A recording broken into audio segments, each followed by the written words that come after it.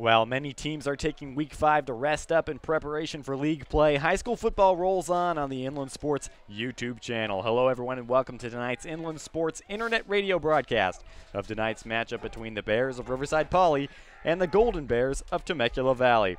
Alongside Tim Hatch, I'm Cullen Holt. Tonight's game features two longtime powerhouses finding themselves needing to rebuild. Tim? You have two teams that Poly was a powerhouse in the 80s, Temecula in the 90s. Both teams have a young core with big offensive linemen. One team's going to look to run the ball, one's going to look to throw the ball. Both run the spread, but for different reasons. It's going to be an exciting game tonight. Temecula Valley will kick off left to right. The kicker, Anson Pulsifer, with the ball set at the 40-yard line. Riverside Poly, when they get the ball on offense, will be moving right to left on your radio dial. And here's the kickoff, and we are underway here at Martin Luther King High School, Poly in Temecula Valley on the Inland Sports YouTube channel.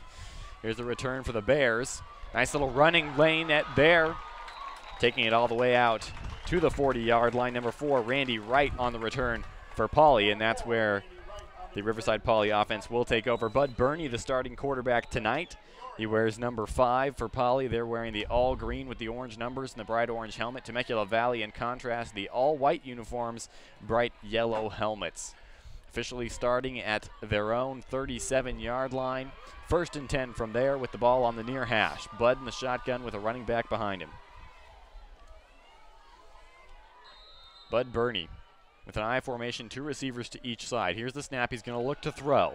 He airs it out down the far sideline. There's Wright, and Wright goes up and makes the catch on the near sideline down to around the 31-yard line of Temecula Valley, and what a way to start for Poly. That's a great call. Poly runs the spread offense so that they can run open running lanes for Jermaine Henderson, and they go to the pass. I think they caught Temecula unawares there. 1st and 10 from the Golden Bear 32-yard line. Here's a handoff now. Looking to go on the left side. It was number 3, Jermaine Henderson, but he was forced to cut it back and brought down for no gain. Adam Turner, the middle linebacker, kind of keyed on him there. I wonder if they're going to shadow him most of the game, because he is the guy. Ran for 156 yards against Norco last week with 2 long runs called back. 2nd and 11 now from the 33-yard line, a loss of 1 on the running attempt. Here they'll go back to Henderson again. Henderson going off tackle to the far side, gets to about the hashes, middle of the field, picks up a couple. It'll be 3rd and 8, it looks like. Jermaine Henderson, a junior, stands at 5'8", weighs 160. Coach says he is legit. Yeah, Coach DeWitt has a long history, 24 years of coaching, including stints in Ohio and Texas. He's got a lot of experience, and he said Henderson is the real deal. Ball now close to the near hash. Burney is going to throw. Now he's going to try to tuck it and run, and he's brought down in the backfield. In on the sack, number 30 for Temecula Valley. Officially credited to Elijah Campbell. And Temecula Valley now with 2 tackles for loss after that big opening play, the pass play from Poly. Both teams have pretty massive lines. Temecula has 10 players, Poly has 10 players listed at 230 pounds or more, and Temecula has 7 listed at 240 pounds or more. So it'll be 4th and 13 now from the 32-yard line. They're going to try to set up the screen. It was looking for Henderson. It goes in and out of the hands, and a turnover on down. So a big first play. The pass to Wright gets the Poly offense going, but then they stall here in Temecula Valley territory. A turnover on downs. We'll see the Golden Bears offense for the first time tonight. 10:15 to go here in this first quarter. Still scoreless in this one. And the Golden Bears offense led tonight by number 19, Cleveland Ring, will take the field starting at their own 35-yard line. 1st and 10 there with the ball spotted on the near hash. Ring is kind of a dual threat guy. I believe he has the longest run from scrimmage on the team as far as the backs go, but he's also a good passer because they have 5 receivers they go to. 33 completions for 259 yards on the season, but he's also thrown 6 interceptions. And on the first play here, there's flags everywhere, and a false start on Temecula Valley, first play of the game for them. Both teams 0-4 coming into this one. League play has not yet started. It will get going next week for both of them. Both teams have scheduled pretty tough teams. They've not ducked anybody. Both teams have battled injuries. Temecula's had a different starting quarterback every game this year. This is Cleveland Ring's 2nd start. He's got 3 receivers to the far side to his left. The loss of 5 on the penalty sets up 1st and 15 from their own 30. It's going to be a bubble pass looking for number 22. And 22 makes a spin move, makes a man miss on the far sideline. gets back the yardage that was lost on the penalty to around the 40-yard line, but there's a flag thrown there. That was just a little flare pass out to Owen Kornick, one of their leading receivers, a junior, I believe. Still waiting on that flag. As the play stands, it was a pickup of around 10 to the 40-yard line. This one's going to go against Poly. And it's going to be a face mask. So that's going to set up 1st and 10 from the 45-yard line of Temecula Valley. Temecula runs a know-how-to offense because they want to take advantage of the speed of the game to not let the other team set up and run stunts or substitute. Just about 2 minutes have expired in this one. Still no score. The trips formation now to the near side to the right of Cleveland Ring. And Ring takes the snap, hands off up the middle to Dominic Diaz. And Diaz is swallowed up in on the tackle for Poly, Warren Harden. Warren Harden is a junior captain. His dad was a member of the 83-84 CIF championship teams at Poly. He's now an assistant coach. 2nd and 9 now from their own 46-yard line. The Golden Bears with 3 receivers to their right. There was a little bit of movement on the line. No flags thrown. They'll go to Diaz again, this time off tackle to the near side. He gets to the hash, makes a man miss, crosses midfield to the 49-yard line. There's a flag in the vicinity of holding, and it is holding against the Golden Bears. That'll move them back.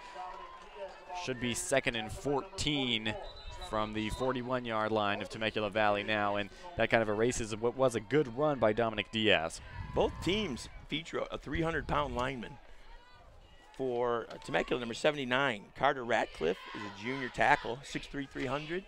And for Poly, their center is a 315-pound junior.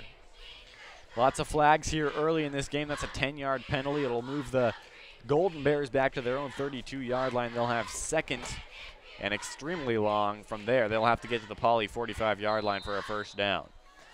Ring looking to the sideline. He gets the call. He's got 3 receivers to his left on the far side. From his own 32-yard line, under 10 minutes to go in the 1st quarter.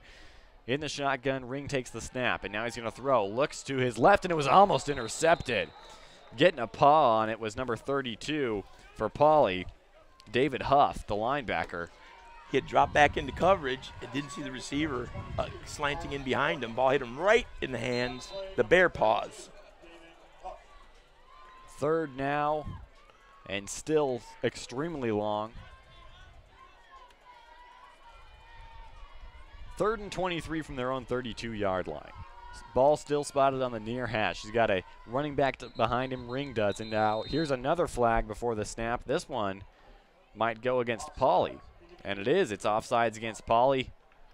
Lots of flags here already. The referee for tonight, Tim Watt. The umpire, Paul Williams. Head linesman is Jeff O'Connell. The line judge is Greg Lynch, and the back judge is Michael Spellman. Now with the gain of 5 yards, it'll be 3rd and 18 from their own 37 now for Temecula Valley. 9:13 to go in the opening frame. Temecula Valley with the ball, moving left to right. They're at their own 37. Ring in the shotgun with the ball on the near hash. He's got 3 receivers to his left. Ring is going to air it out down the left sideline. He's got a man, and it's caught. Number 89 for Temecula Valley with a big catch on the far hash. Moves the ball down to about the 35, and now Temecula Valley wants to snap it real quick. Hassan Gates is the man who made that catch for Temecula Valley. Coach warned us about him before the game. Here's Cleveland Ring handing it off to Diaz. Diaz picks up a couple before being brought down. And Hassan Gates with the big pickup for Temecula Valley. 2 big pass plays, 1 for each team here in this game. This will be 2nd and 7 now from the Poly 33-yard line, it looks like. Ring in the shotgun, ball on the far hash. He's got 3 receivers to his right. He's going to give it to Diaz. Diaz tries to cut back, and he's brought down. Big tackle in the backfield for Warren Harden of Poly. Poly runs a 4-3 base defense, kind of a bend, don't break. They want to keep the receivers in front of them and not give up the big play behind them. Temecula Valley, no huddle, going tempo here. They want to spread things out so they can run the ball. 3 receivers to the right, and they get Poly to go off sides. So this will be a free 5 yards for Temecula Valley on a big 3rd and 7 it was. Should be 3rd and short now. Moves the ball down to around the 28-yard line. That's 3rd and 3 from there. They got to get to the 25 to get a 1st down. Ball on the far hash. They've got those 3 receivers to the near side. Ring with the hard count. It doesn't work. Poly staying disciplined. Now he's going to look to the sidelines and get the call. Ring now hands it off to Diaz. Diaz going off tackle to the left side. He's going to be near a first down. He's near the 25-yard line. This one's going to depend on the spot. Coach Lenny Dykes of Temecula, who is a Bud Kane disciple, the all-time great Bud Kane coach at Temecula, wants to run a no-huddle also to keep the defense from making adjustments and substitutions because his young offensive line doesn't have to make as many reads. And Diaz is marked short, so it'll be 4th and inches now from around the 25-yard line. Still the spread look for Temecula Valley. Ring in the shotgun. Diaz is behind him. They give to Diaz. Diaz had to go around a man in the backfield. He falls forward. Was it enough for the first down, though? That'll be the question. Poly's penetration had him stopped initially, and then he bounced it outside. Depends on where they mark it. And they are going to bring the chains out and measure this one. It's a beautiful night here at Martin Luther King High School. Poly using the home of the Wolves for their home, and what a party is going on here. We got the Kona ice truck. We got the big Poly Bear inflatable tunnel that they came running out of, and it's a party here at Martin Luther King High School. I was thinking of picking up some kettle corn on the way up, but it wasn't ready yet. And it's going to be short. So Temecula Valley spotted short on the run by Diaz, and that's a turnover on downs in their own territory forced by each team. So the defense playing well with their backs up against the wall. We'll see the Poly offense one more time. Special thanks to our sponsors: Spoiled Quick Quality Oil Change, Ken's Sporting Goods, Boost Performance Training, Max Muscle Corona and Max Muscle Orange Crest, and Loomis Insurance Services. Poly takes over with the ball on the far hash. They've got 2 receivers to the left of Bernie, and the handoff goes up the middle, but a big stuff there. Getting a nose in on that one, Easton Gibbs. Easton Gibbs is one of the defenders that Coach Dykes said to keep an eye on. The carry was by Camden Carmen, but he had nowhere to run on that one. No gain on the play, 2nd and 10. It moves the ball to the middle of the field. 2 receivers to each side. Bernie's going to give to Carmen again, and Carmen now finds some running room. He's got a first down out to the 41-yard line, and a big run for the fullback wearing number 41, Camden Carmen. Carmen is one of the legacy players from Poly. His great-grandfather, grandfather, dad, uncle have all played Poly football. Still scoreless, about 7 minutes to go in the first quarter. Bernie again gives to Carmen, and Carmen was initially hit in the backfield, but he stumbled forward for a pickup of 3 to the 40-yard line. That'll be 2nd and 7 from, 2nd and 7 from Poly's 40. Poly going tempo as well. They've got the spread offense. They want to pass it around. Bud Bernie standing in the backfield. He's got 2 receivers to his left, 1 to his right. 2 running backs in the backfield with Carmen and Jermaine Henderson, the feature back. This time it's going to go to Henderson, and Henderson gets a block. Henderson has room to run. He's met at about the first down marker, but he falls forward to pick up the first down to the 49-yard line near midfield. It'll be 1st and 10 there for the Bears. Temecula's running a 5-man front to fill the gaps so that Henderson doesn't get many running lanes. So Poly's trying to spread them out with wider splits with the linemen to create more running lanes. So the green and orange moving the ball well. They're at their own 49-yard line with 1st and 10 there. Bernie's going to give it to Henderson, and Henderson going around the near side. He gets the corner, gets to around the 40. He's got the first down on forward progress. He tried to cut back, but he was pushed out of bounds. In on the tackle, number 15, Devin Hawks for Temecula Valley. Something to watch for. Coach Dykes said he wants his whole team flying to the ball. Being overly aggressive was his term. And probably be able to take advantage of that with some screens and reverses. Stands in contrast to Poly's defensive mindset, which has been, but don't break, as you mentioned earlier, Hatch. 41-yard line, that's where the ball is spotted. We got a 1st and 10 from the near hash. 6 minutes to go, still scoreless. Bud Bernie with the snap. He's got a receiver in the flats, going up and making the catch, but falling down on the off-balance reception. Jerry Sandifer on the far side. He picks up 4 or 5. I think he didn't realize how open he was, and he rushed it. If he'd took his time, hit him in the chest, it would have been a great play. Picked up more yards. Gain of 4 on the pass to Sandifer from Bernie. It moves the ball to the far hash. 2nd and 6. Bernie fakes to Carmen. Oh, and it was a bubble pass out to Jermaine Henderson, and he got walloped by number 28, Easton Gibbs, in the flats, and a big loss moves him all the way back to the 41-yard line. It'll be 3rd and 10 there, and Easton Gibbs with a great athletic play, getting off the block on the near side and just meeting Jermaine Henderson on the bubble pass out of the backfield. Great read by number 28. The clock continuing to run. Nobody's gone out of bounds in a while here. Sticking down near 5 minutes to go in the first quarter. Still no score. And Temecula Valley was showing blitz, and Poly took advantage of it with the hard count, drew them off sides, and they'll get a free 5 yards, moves them down to the 36-yard line. What's interesting, too, is both teams are filled with players who did not have varsity experience coming into this season, and they're gaining experience as each game goes. Head coach for Poly, Derek DeWitt, in his 2nd year. The head coach for Temecula Valley, Lenny Dykes, is his 1st year with the program. 2 running backs again for Poly.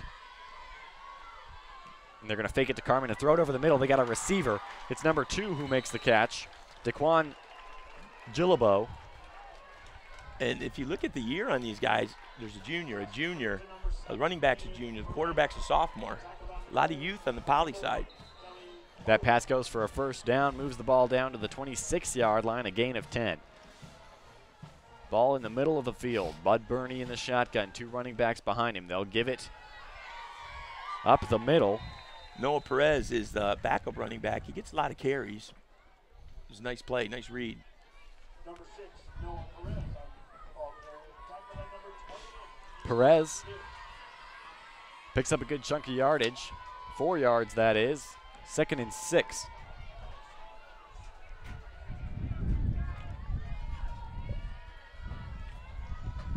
The snap to Burney, give to Camden Carmen, and he rumbles his way out near the 1st down marker. He's going to pick up about 5 yards, move it down to the 13-yard line. It'll be 3rd and 1 from there. Great job of between the tackles running. Didn't have much there, but he made something happen. They're going to give it to Perez again. Perez has the 1st down easily. A big hole opened up by the Poly offensive line, and down to the 10-yard line goes Noah Perez on the carry. Poly's massive line looks more crisp this drive. Looks like they're more relaxed. They're getting it done. They have more of a rhythm. 3:35 to go in this game. It'll be 1st and goal from the 10-yard line for Poly. The ball's on the near hash. Carmen is to Bud Burney, the quarterback's left. He's got a running back right behind him. That's Perez. He fakes it to Perez. He throws, and that ball is incomplete on the slant pass intended for number 21. Dalen Branham was the intended recipient, but the pass was low and fell incomplete. Good coverage there by the Temecula Valley defense. Burney double pumped on that. He had him initially, and he hesitated and allowed the defender to slide in on the slant. In coverage, number 15, Devin Hawks for Temecula Valley. And now they're going to give it to Perez, and Perez is dragged down by the shoulder pads. Maybe picked up a yard, and he did. So it'll be 3rd and goal from the 9-yard line. Temecula Valley comes up with a good string of defensive plays there. We've seen turnover on downs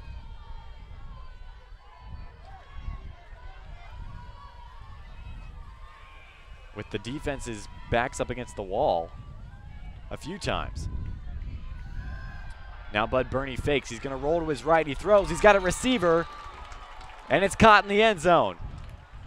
Or is it incomplete? Still waiting for the call. Referees wave their arms. And it was officially incomplete. That looked good to me on the far side. The pass was looking for Jerry Sandifer.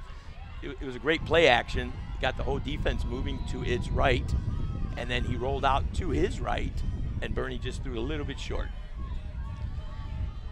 And Pauly's going to attempt a field goal. On to try to put this one through, Gabriel Belmares, a senior, 6 foot 170. This will be about a 27-yard try. It's up, and it is good by a mile. Big leg from Gabriel Belmares, and it's 3-0 Poly here with 2:38 to go in the first quarter. So the Bears strike first. So on that first drive, Poly threw the ball a couple times, or it seemed to got them out of the rhythm. They went to the running game that drive. The linemen seemed to get their feet under them. They were popping out their stances on the snaps. They were attacking. They had Temecula on their heels the whole way. It was a great drive for Poly there. Now Poly will kick it away. They choose to kick it from the far hash. That's where they'll spot the ball for the kickoff. 2:38 to go. 3-0 Bears. So Coach Lenny Dykes played for the great Bud Kane back in the 90s, was on those teams in the glory days. And several of Poly's coaches were on the 80s teams coached by the great Mike Churchill. So we've got some history here on both sidelines, guys that faced each other.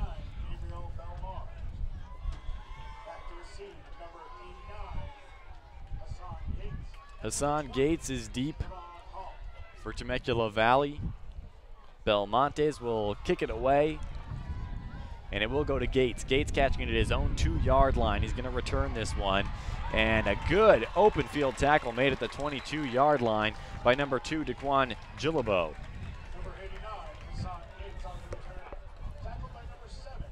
And the official spot is going to be at the 23-yard line. That's where the Golden Bears will take over. Tackler shot right through the wedge that Temecula was trying to set up. They were going for a middle return. And now here come the Temecula Valley offense back on the field. They're led by Cleveland Ring. They had a good drive that stalled deep in Poly territory last time they had the ball. And here they come with another shot. Playing from behind, down 3-0. Ring takes the snap. He's going to throw on the first play, and it's intercepted. Intercepted by number 32, David Huff, who had an interception go in and out of his hands on the last play. And now a big play for the Bears as they'll take over deep in Temecula Valley territory at the 29-yard line of Temecula Valley. What a play. David Huff is one of the defenders that Coach DeWitt had talked about as being a leader on that Poly defense. 1st and 10 from the 29-yard line now for the Poly offense on the interception by Huff. They have a 3-0 lead with 2:28 to go. They motion a man across and they give it to number 3, Henderson, and Henderson trying to gain the edge.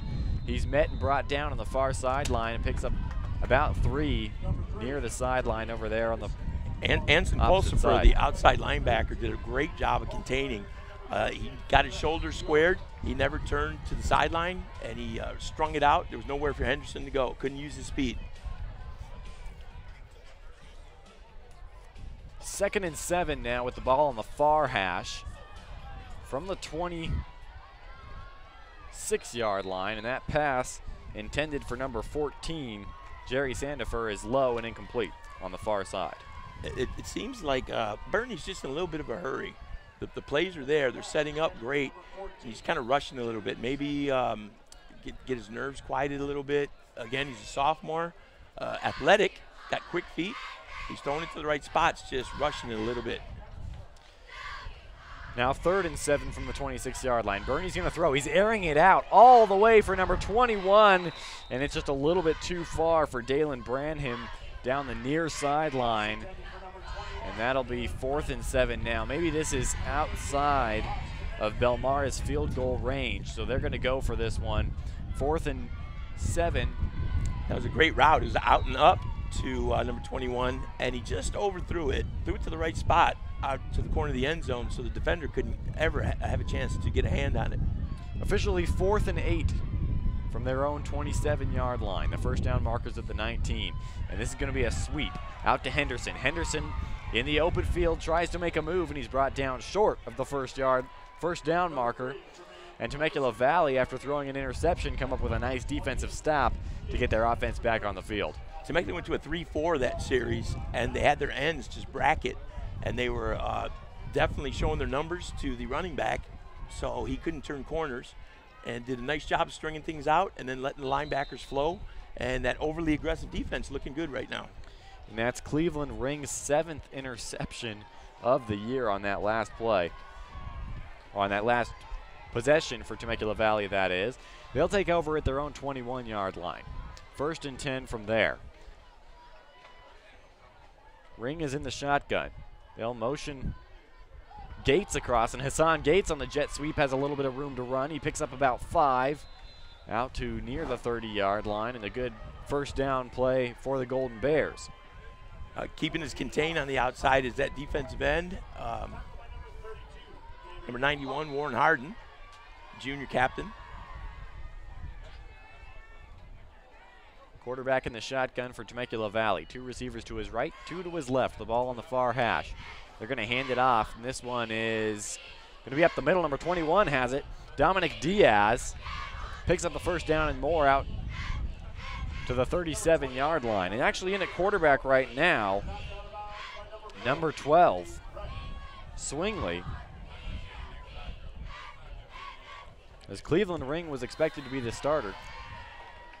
Jeremy Swingley is in at quarterback. The freshman. The freshman for Temecula Valley wearing number 12. His normal number is 18. He's wearing 12 in the all-white combination for Temecula Valley. They got trips to his right, to the near side. Swingley takes the snap. He's going to hand it off to Diaz, and Diaz trying to run and get to the numbers, and he can't. Hit hard in the backfield by Poly.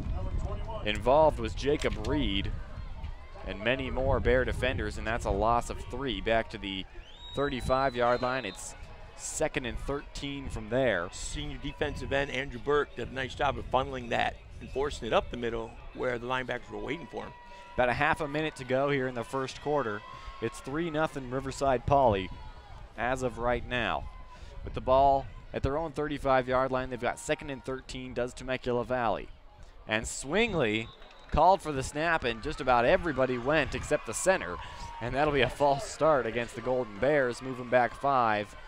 That'll be up to 2nd and 18 from the 30-yard line. 3 receivers to the near side for Swingley. I believe the only 2 people who didn't move were the center and the quarterback on that. From his own 30.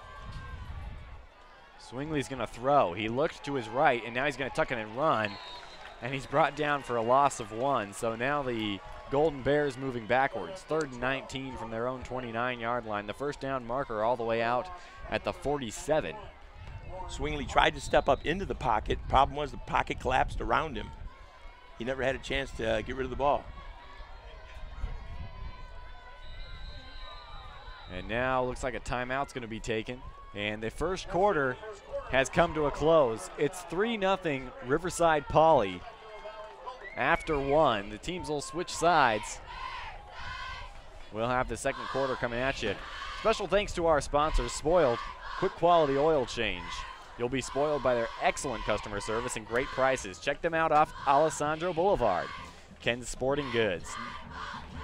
More than 40 years in the Inland Empire, taking care of all your sports gear needs, plus Letterman's jackets. Check out kensportinggoods.com. Boost Performance Training. Athletes of all levels need to check out Boost Performance Training in Corona with Coach Ray Bass. Be sure to follow them on Instagram and Twitter, and the Boost Training tips here on the Inland Sports Channel. Visit boosttrainingsystems.com for more information. Max Muscle in Corona and Max Muscle in Orange Crest. Max Muscle is your one-stop shop for sports nutrition. If you're looking to get the most out of your performance and amplify your game, be sure to see a nutrition consultant at Max Muscle Corona or Orange Crest. Loomis Insurance Services. If you're looking to shop your home, auto, or business insurance, look no more. Call Danny, the policy man Hopkins, for a free quote at Loomis Insurance Services. They have access to a ton of different markets nationwide. Travelers, Mercury, and many more. Hand off your insurance worries over to the policy man. Special guest in the booth with us here for the second quarter is Temecula Valley will have 3rd and long from their own 29-yard line. Joining us up here, we have Coach Steve Emmert, Riverside Poly Baseball, and he's going to hang with us for a couple minutes.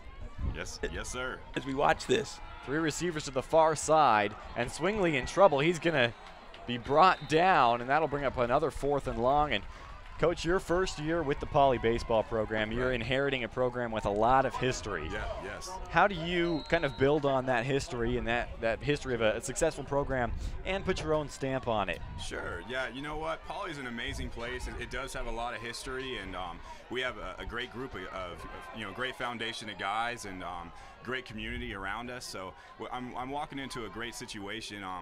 And just putting my own stamp on it will be easy because I have a lot of guys that have a lot of talent, a lot of baseball understanding, and as well as the support of the community. So I'm really excited. That punt will be downed in Temecula Valley territory at about the 47-yard line. Coach, how excited are you to get this season started? I'm assuming you guys are going to be in fall ball pretty soon. Yes, yeah, we've already full swing with fall ball, and I'm elated. You know what I mean? We already have about 23 games scheduled, and just competitions and seeing what we got, and I'm extremely excited for the season to come in the spring. Bud Burney giving it to Camden Carmen. He's met in the backfield by Brody Hughes. It'll be a loss of 1. Coach Emmert, this is Tim Hatch. It's a pleasure to meet you. Good to meet you. You have one of the best beards I've ever seen. I appreciate it. It's amazing. That. Thank you. Yeah, it's unfortunate that we're doing a radio broadcast, but if you can picture in your mind, Coach Emmert has one of the greatest bright red beards known to mankind, and he's taken over a Poly program that has had a lot of success, and he's looking to build on that. Temecula's linebackers are really stepping up. They're running a 3-man front and jamming the middle with their linebackers, just stuffing everything up the middle and making life difficult for Poly right now. That run by Carmen maybe picked up 1. It's 3rd and 9. Coach, you brought somebody up in the booth with you. Who is this? This is Bryce Inman, our catcher, senior catcher. Bryce, how excited are you to get this season started? Oh man, I'm so excited. I mean, just practices and stuff you can tell are just so much better, and the energy around practice is just great this year. Poly sets up the screen. We're going to get it to Henderson, and Henderson found a little bit of running room here on the near side. He picks up the first down to about the 30-yard line. That Temecula defense really over-pursues. They want to be overly aggressive, and that was a great spot to call a screen on that, and Henderson's running hard. Bryce, did you ever play football as a kid, and do you have any teammates or buddies that are in this game right now? I got plenty of buddies on the team. I never actually played as a kid, but I know most of these guys just growing up together, going to school with them. Earlier we talked about the history with Poly football and now Poly baseball. As a player in the Poly baseball program, do you have a sense of that history and what's gone before? Oh, definitely. On the back of our hats, we actually have 1887, the year the school was established, and I mean, it's just great to walk into the field every day and see all the numbers of the championships and all the league titles that we've won. Bud Burney with a pass to a vacant spot on the field. It'll be 2nd and 10 now from the 29-yard line, deep in Temecula Valley territory. Slight miscommunication. Just a slight one. And speaking of communication, Bryce, what position do you play? I catch. So communication obviously very key for the catcher. How are you guys kind of preparing that with a new coach and the communication? Is that maybe one of the tougher aspects of bringing in a new coach? I mean, baseball language is the same pretty much everywhere, but I mean, we definitely have more vocal stuff that we're doing this year and that we're implementing.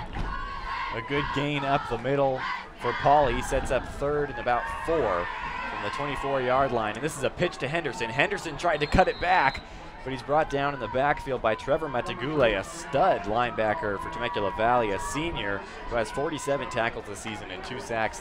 And there's a tackle for loss. I really think they're marking Henderson with the linebacker because he's not getting much running room. As soon as he gets the ball, they're flying to him. All right, well, Coach, we really appreciate you coming up here, and best of luck to you guys as you go into fall ball and the regular season, and go enjoy the rest of this game here, supporting the rest of the Poly family.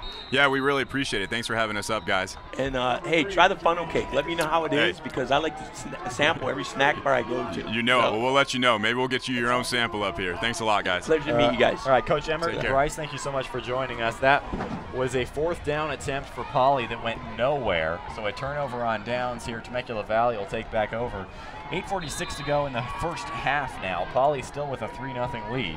I think I felt Poly was starting to get a rhythm going, and Temecula changed things up and started blitzing the middle linebacker and stuff in the middle and just closing those alleys up and closing the lanes down. Henderson looked like he was about to get going.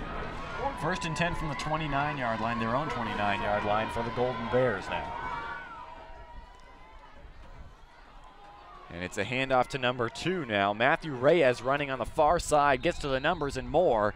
Picks up about 4 or 5 yards and a good chunky yardage on the first play of this drive for Temecula Valley. I'm trying to find if Ring was injured or not, because they've gone back to the freshman quarterback again. Their backup quarterback was injured, number 12 originally, who was McGranahan, a junior. Jeremy Swingley still out there. Poly shows blitz and they bring it, but it's picked up well. And Swingley's going to air it out down the far sideline. He has a receiver, and it is caught. What a catch. Looked like it was maybe one-handed on that far side. Cade Churchwood. An amazing over-the-shoulder catch down the right sideline. And a great big throw. Pickup. A great throw. The freshman stepped up, aired it out, threw over the outside shoulder. Great catch and throw combination. 1st and 10. From the Poly 35-yard line. Bears are showing blitz again, and a miscommunication, not sure who went first, and it was Temecula Valley. So false start moves it back 1st and 15 from the Poly 40-yard line after the big catch from Cade Churchwood.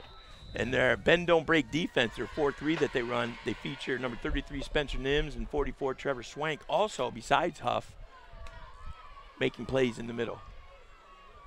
3 receivers to Swingley's left. He's going to give it to Reyes again, and Reyes breaks through the first line of defenders. He's out near the first down marker, and way to pick up that lost yardage on that play. Temecula's offensive line is creating big gaps now. That size wearing them down. Matthew Reyes with 20 carries for 79 yards this season. He has a touchdown as well. He's a senior, 5'9", 145. He's in the backfield again behind Swingley. 3 receivers to the left, ball in the far hash. That was a first down, so from the 25-yard line, 1st and 10, they go right back to Reyes, and Reyes squirts through for a pickup of 8 or 9, and he just pops out of the other side of the pile every time. It's amazing. Matthew Reyes picks up 8. 2nd and 2 now. Down to the 12-yard line. He's got very quick feet, and he's being very patient, waiting for the hole to develop, not trying to get up there too soon. 17-yard line, that is. Reyes again picks up the first down near the 10-yard line. The ball will be spotted at either the 13 or the 12-yard line. It's at the 13, so 1st and 10 from the 13-yard line. Temecula Valley keeping up the tempo. They've got trips to the near side. Reyes in the backfield still. Swingley gives to Reyes, and Reyes trying to find an off-tackle hole, and he's brought down after a pickup of a couple. Number 51 in on the play. And Andrew Burke, a defensive lineman, defensive end on the left side of Poly's defense, is doing a nice job stuffing the outside run. Number 50, Andrew Burke, officially is a pickup of 3. So 2nd and 7 now from the 10-yard line. The first down marker at the 3-yard line. To run this no huddle at this pace, their offensive linemen have to be in great condition for their size. Again from the far hash. There's a cutback for Reyes. He was trying to go outside, and he's brought down. Spencer Nims with a great play for Poly, a shoestring tackle. And now, again, we see a good defensive stand deep in their own territory from both defenses have been doing it all night. 3rd and 7 now from the 10-yard line. Reyes directly behind Swingley. 2 receivers to each side. The ball's in the middle of the field. They'll give to Reyes. He's going to try to go outside. He gets to the numbers, and he's met and brought down at the 10-yard line. So Poly comes up big now. Here's a decision for Temecula Valley. Looks like the field goal unit will be running on. Anson Pulsifer, the kicker, trying to tie this game up at 3. 5:39 to go right now. Poly leads. This field goal attempt will be about 29 yards. There's Andrew Burke stepping up again, getting great penetration on the snap. And the ball is going to be held at the 18-yard line. So it'll be a 28-yarder. The kick is up. It's a line drive, and it is good. We are all tied up here with 5:19 to go in the first half. Temecula Valley 3, Riverside Poly 3. The Inland Sports Show every Saturday at 11 a.m. on Fox Sports 1350 a.m. Join your host, Pep Fernandez, and Salty Jeff Gorham. Watch it live on the Inland Sports YouTube channel as well, and be sure to hit the subscribe button. I like to hit my get my morning cereal on Saturday, put my feet up on my ottoman, and sit back and eat my Cheerios and watch that show. It's one of my favorites. Every Friday night, it's IEMG Sports Weekly live high school football scores and highlights. The only high school football show in the Inland Empire every Friday night at 11 p.m. on IEMG with Pep Fernandez. Scores and highlights from 11 to midnight. It's past my bedtime, but I make the sacrifice to stay up and watch for all the good stuff around the Inland Empire. Riverside TV, their next live broadcast will be King versus Rancho Verde. That'll be a good one. Gonzalez-san and Jeff Gorham will have the call on that one. Now Anson Pulsifer will kick it away. He kicks it off right to left, and it's a squib kick. Temecula Valley trying to go onside. The ball bounces, but it goes out of bounds. There's a flag. It bounced off a Poly player before going out of bounds. Seems like we're seeing more and more teams try and do that this season. Try and just pop it in behind that first line. We'll see what the call is here. Right now, the ball is spotted at the 40-yard line of Poly. So some sort of illegal touching or illegal kicking somewhere in that onside kick. We're not sure exactly what happened, but as the dust settles, Poly will start at their own 40-yard line on the near hash. They waved off the flag because Poly player touched it before it went out of bounds. Two running backs in the backfield with Bernie. He's going to give it to number 3, Henderson, or that's actually Perez going up the middle. Picks up a gain of 3 on that one. 2nd and 7 coming up for the Bears. So 5 minutes to go. I think Poly needs to kind of set a trend here. They need to get some points on the board, confidence builder. Just grind it out and go back to their bread and butter. Temecula's done a nice job of shadowing Henderson. He hasn't been able to really bust out yet. 2 receivers to the far side on the wide side of the field over there. Poly going left to right. They got 1 receiver here to the near side, and they're going to give it to Carmen. Oh, no, that's been play action. Going out down the field for number 14, and it is caught. Jerry Sandifer on the near sideline going all the way, walks in, touchdown, Poly. Shows you what I know. What a great call. They play action up the middle. All of Temecula's over pursuit made them pay. 1 guy to beat. Great throw. What a fake by Bud Burney. He had us fooled. Thought he had given it to Camden Carmen, but he airs it out down the right sideline. Connects with Jerry Sandifer for the touchdown, and it's 9-3 Riverside Poly with 4:34 to go in the first half. There's the message drive. The message has been sent. 1 play. The extra point attempt from Belmares is up, and it is good. 10-3 Riverside Poly. 4.5 to go in the first half, and the first touchdown of the game comes off of a long pass to Jerry Sandifer. Now, another junior. If you look at these, the year of each of these players, the grade level, it's pretty impressive. These teams are going to be very good next year, and I was hoping for an exciting game despite the 0-4 records, but with the injuries and the youth and the inexperience, it's been an exciting game so far. Riverside Poly in their next game, we don't want to look too far ahead. This one's not even over yet, but in their next game they will be facing Valley View on October 6th. That'll be a good one. Their last game they fell to Norco 6-57, a disheartening loss, and they look to have rebounded pretty well. They lead 10-3 over Temecula Valley as of right now. They'll kick off from the near hash, the right hash for the kicker, Belmares. He'll kick off left to right. Temecula Valley will be going right to left when they get the ball. Belmares with a big kick. That one's going to be near the end zone, and it's fielded there at the 5-yard line. Bringing it out is number 28, Easton Gibbs. And Gibbs finding running room, moving left to right. He's out to the 20, 25, and brought down around there. That's where the Golden Bear offense will get back to work. I like the pace of that last drive Temecula had before they kicked the field goal. They had Poly's defensive linemen kind of gasping as they worked their way up the field. But it was very crisp. It was very sharp. And the ball is spotted at the 27-yard line of Temecula Valley. It'll be 1st and 10 from there. 4:26 to go in the first half. It's 10-3 Riverside Poly. 3 receivers to Swingley's left. He's back in as the freshman quarterback. 1 to his right. Directly behind him is the running back, Matthew Reyes. We haven't seen Dominic Diaz in a few drives, but Reyes was carrying the ball well on the last possession.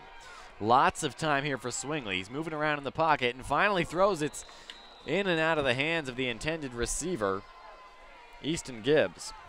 When you run this spread offense, you have a series of check downs. You have your main target, then secondary, then the check down receiver, and they were all covered really well. Poly did a great job.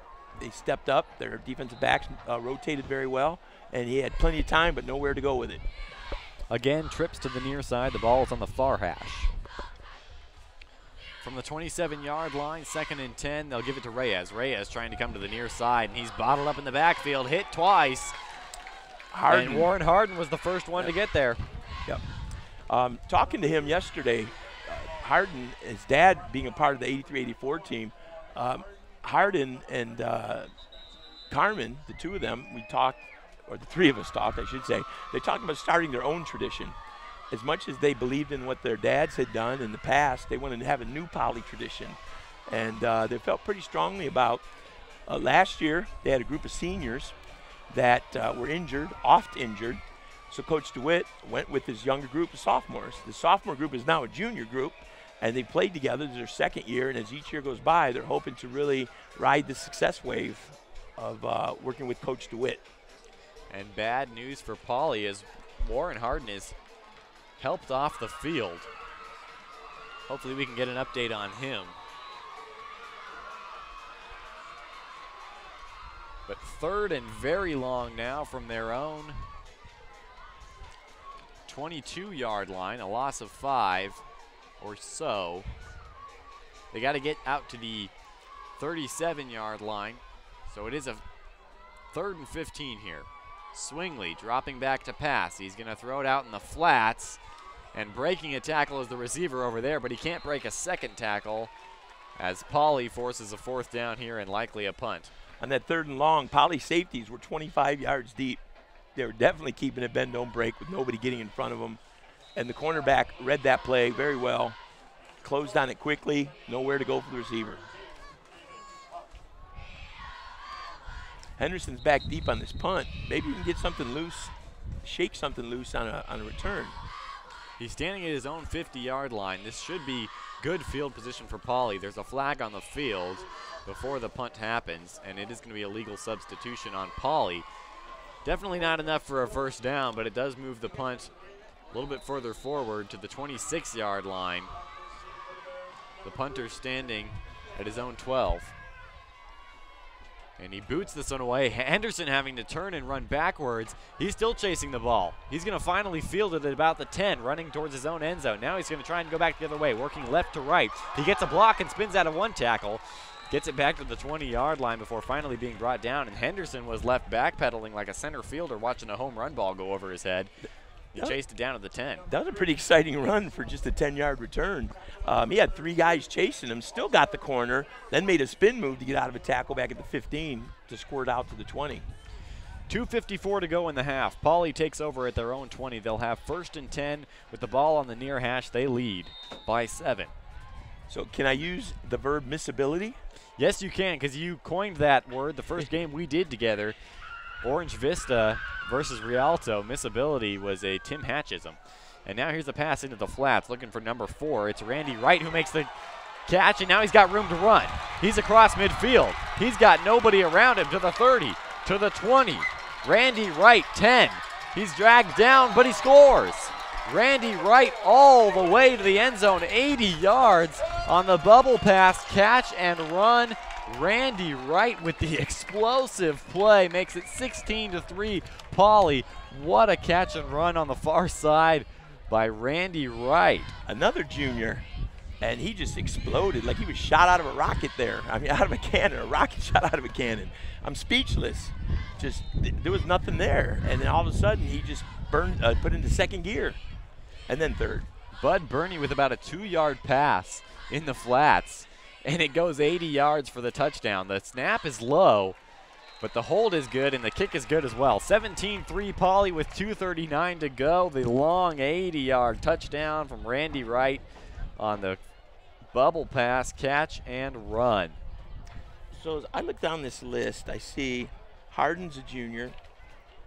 Carmen's a junior. Randy Wright's a junior. Henderson's a junior. Bernie's a sophomore. The offensive linemen are, there's one senior there. This is going to be a pretty impressive Poly group in the years to come. Not to say that they won't be impressive this season. Belmar is set to kick it away. He likes the ball to be put on the right hash. Kicking away from the 40-yard line. Temecula Valley now really going to have to answer with that offense. They've shown some explosiveness at times. It's 17-3. They trail by 14.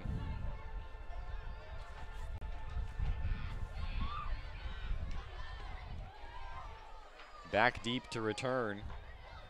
Cade Churchward is back there. And it's going to be Easton Gibbs who's going to have the return here, catching it at around his own 5. He tries to go left to right. He breaks out of a couple tackles, still on his feet out to the 25-yard line.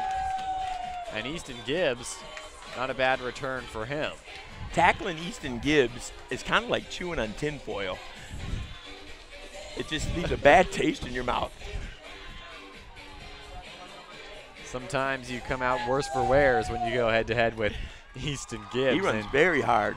26-yard line is where the Golden Bears will start this drive. They've got about 2 minutes and 30 seconds to try to get this 14-point deficit to something less than that.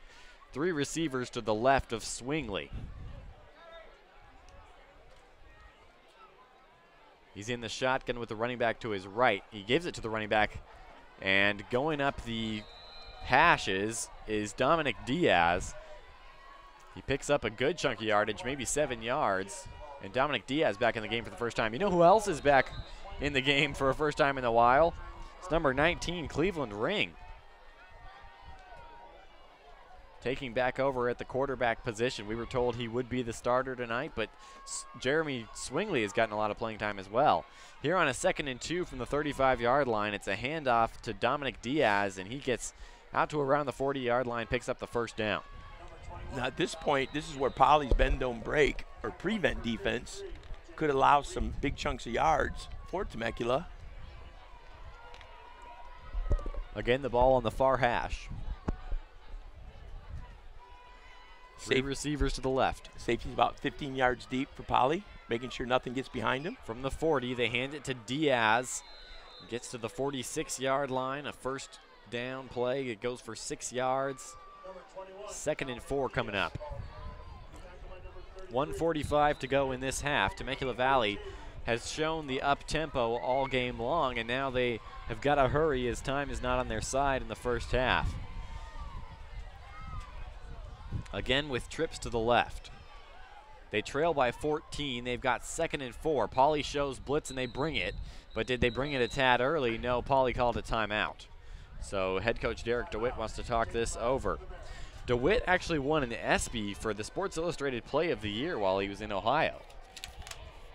DeWitt also played college football for University of Ohio. He's a Bobcat for life. He is coached for 24 years in the state of Ohio, also in the state of Texas. Unfortunately, his mother was suffering from poor health, so the family had to move around to support her. And now ending up back here where he went to Ganesha High School, where he graduated from. He served as the head coach at Trinity International and had a few runs with a couple NFL teams as in their organization, the Indianapolis Colts and the Chicago Bears. He's the 3rd coach in 5 years for Poly. He always wanted to come back to Cali and coach. He says his motto is respect all and fear none. Last year, Poly was 3-7.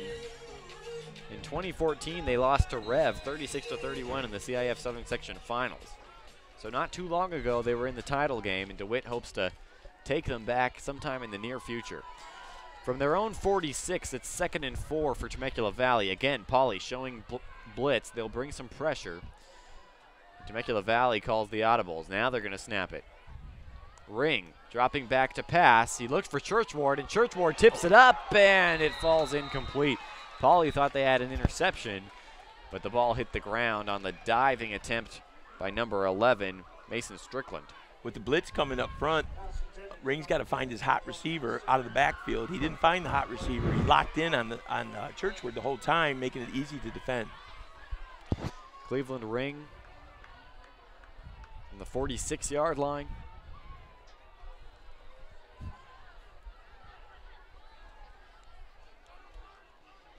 Third and 4. He's got 2 receivers to each side. Poly's bringing everybody. Poly with pressure. Ring's going to try to tuck it and run, and he's dragged down by the jersey. By who else? Warren Harden, who's back in the game after we saw him be helped off the field by the training staff. And that brings on the Temecula Valley punt team with 105, 104, ticking down to 1 minute to go in this half. And Temecula Valley, or Poly that is, Riverside Poly is going to call a timeout because they want to have some time to hopefully add to this 14-point lead before the half. Warren Harden is a warrior. He's limping right now noticeably on his ankle, which is really bothering him. He's very heavily taped. It's almost like a boot. But he still chased Ring out of the pocket and ran him down, dragged him down. As long as we're talking about Derek DeWitt's accomplishments, he received the Ohio Governor's Award for Education while in Ohio. And the motto that this team lives by is being a male is a matter of birth. Being a man is a matter of choice. And I saw the football players wearing that at practice as a T-shirt that they all have. And Coach DeWitt, it's a pleasure to talk to him. Hung around the practice for about an hour. He couldn't get rid of me because I like to talk, but he liked to talk too, and it was awesome. We had a great visit. From the 40-yard line, the punter standing all the way back at his own 26. Back deep for Poly to return is Henderson. Henderson is going to watch this one bounce in front of him. It might roll to him for a chance to return, but it dies out at about the 20-yard line, and Temecula Valley will just down it there. So Poly not the starting field position they wanted with 51 seconds to go, as they'll take over at the 20-yard line, leading 17-3. On the other side, for Temecula, this is a touchdown against cancer game, where for the amount of points, there's a donation for the amount of points that are scored that goes straight to St. Jude's Children's Hospital, so that families of children with cancer don't have to pay any money at all for treatment. From their own 20-yard line, they're going to give it to Perez, and Perez finding running room out near the 30-yard line. He's close to a first down. Will be about a couple yards short. They'll spot it at the 29-yard line. Brings up 2nd and 1. The clock runs. Down near 30 seconds to go in this half. See if Poly wants to try to go for a big play and extend the lead, or if they're just going to want to run this one out and take it to halftime. They are going to throw, and it's incomplete. Pass intended for Carmen out of the backfield. Stops the clock at 26 seconds, 3rd and 1 coming up. They ran a little pick play there. The receiver ran a slant, then Carmen ran an out across his back, but never saw the pass coming. From their own 29-yard line, Riverside Poly. 2 receivers to Bernie's left, and he's going to pitch this one, and it's going to be a double pass. Perez trying to throw it, and he well underthrew a wide open number 14, Jerry Sandifer, and that was a trick play that could have worked very well for the Bears. That play could have been devastating. It was a great call. Temecula's team over-pursued because they want to pursue aggressively, and they all flowed to Perez. He had his receiver wide open and unfortunately got a little excited. Ball must have slipped, and he misfired.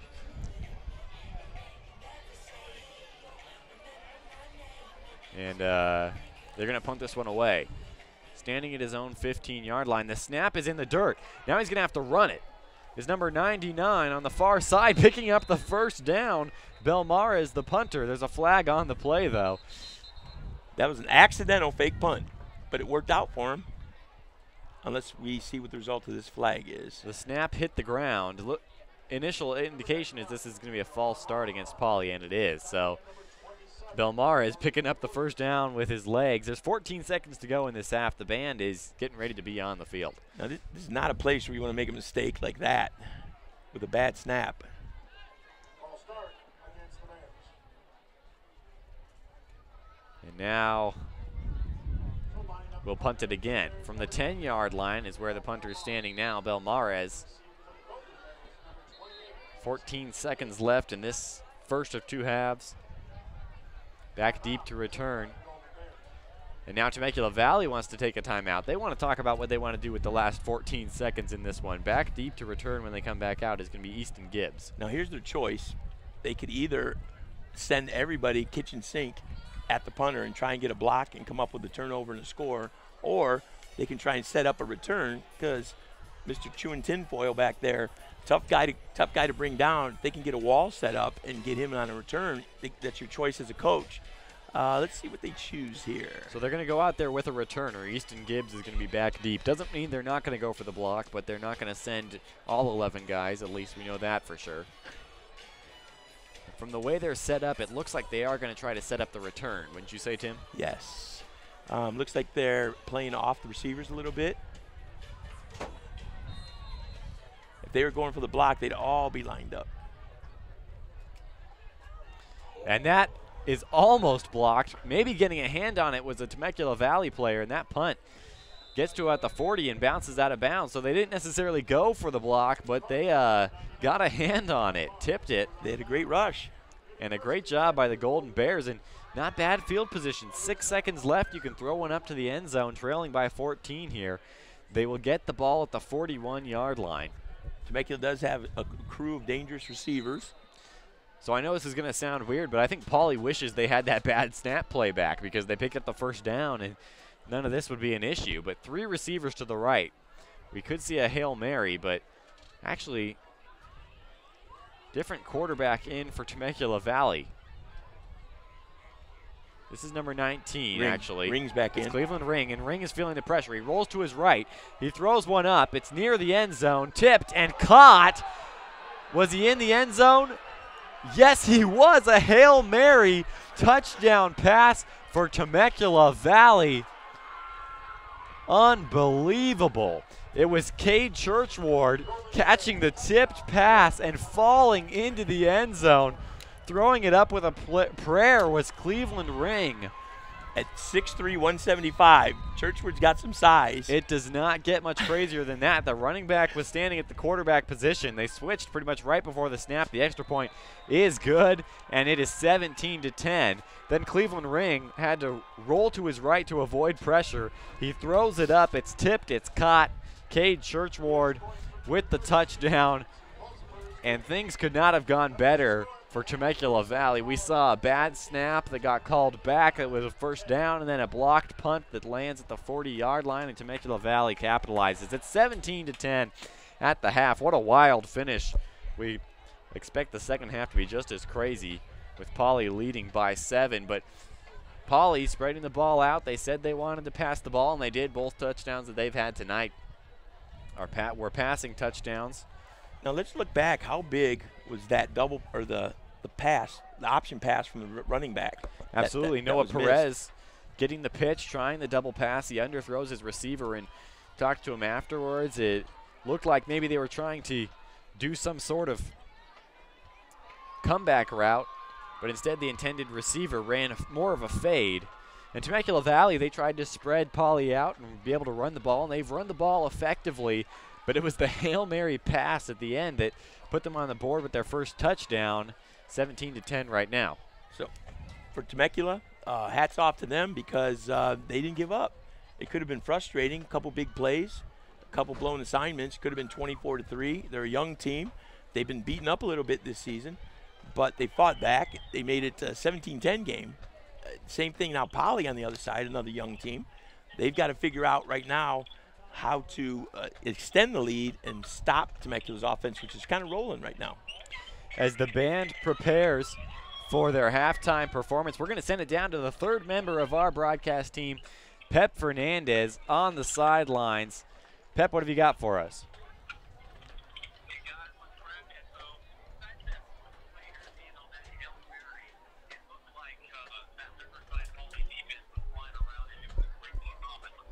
The Golden Bears, but they did get that shot in range, but Warren Harden has been all over the place for Riverside Poly, and a ton of pressure in the pocket. Some of his teammates here on the sideline were calling him Yogi, and I said, why do you guys call him Yogi? And they said, he's absolute man. Defensive side of the football, so living up to that Poly Bear moniker. Thank you so much, Pep.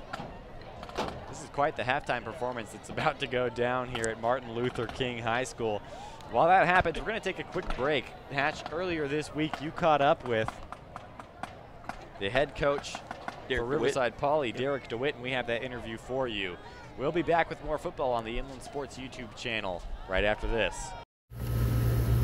This is Tim Hatch here from Inland Sports, and I'm sitting with Coach Derek DeWitt from Riverside Poly. Coach, how you doing today? Hey, doing great, Tim. All right, thank you for coming on with me. I appreciate your time in a busy schedule. I heard you played football at Ohio, University of Ohio. Yes, sir. I'm a Bobcat, played for Tom Lichtenberg there, and Mike Haywood was my position coach. Had a great time. Love the Midwest. It's my second home, and I really thank God for the opportunity. So now you're at Riverside Poly, a school that is very rich in tradition and all sports and all levels. What's your goals for Riverside Poly football program going forward? Yes, sir. You're right. A lot of great, rich tradition here. My goal is to get us back to that tradition, the wonderful years they had in the 80s. But at the same time, we want to do it the right way. We want to make sure the guys are taking care of business academically, socially, with their character. Our motto here at Poly is that being male is just a matter of birth, but being a man is a matter of choice. So we're trying to develop these guys on and off the field one day at a time. Awesome. Now, you and I were talking earlier, and we're both kind of old dogs, although you look younger than me, for those of you on the radio listening. Coach could probably pass for a high school kid right now. Oh, man, there you go. I'll give you $20 when we're done. Now, how do you feel that coaching has changed? Is coaching high school still the same as when you were in high school, maybe? Oh, no, man. It's so much more out there. I mean, with this social media, all the camps, all the 707s, all the gurus out there who know more than high school coaches, they know more than Division I coaches, trying to grab almost like a club AAU type atmosphere in football now. So there's a lot more eyes on kids, a lot more information out there. So typically some of your kids that may go Division III, NAI, Division II, a lot of those kids thinking they're, Pac-12, SEC kids now, and may not always be the truth. Well, I wish you all the best of luck going forward. Again, thank you for your time, and good luck to Poly football. Hey, thank you so much, man. Really appreciate it. Yes, sir. This is Tim Hatch here from Inland Sport. The score at halftime, 17-10 Poly. The band is on the field for the halftime performance. We saw 2 passing touchdowns for the Bears and a Hail Mary touchdown for the Golden Bears. We'll be back with more football plus a halftime update from the sidelines after this quick break.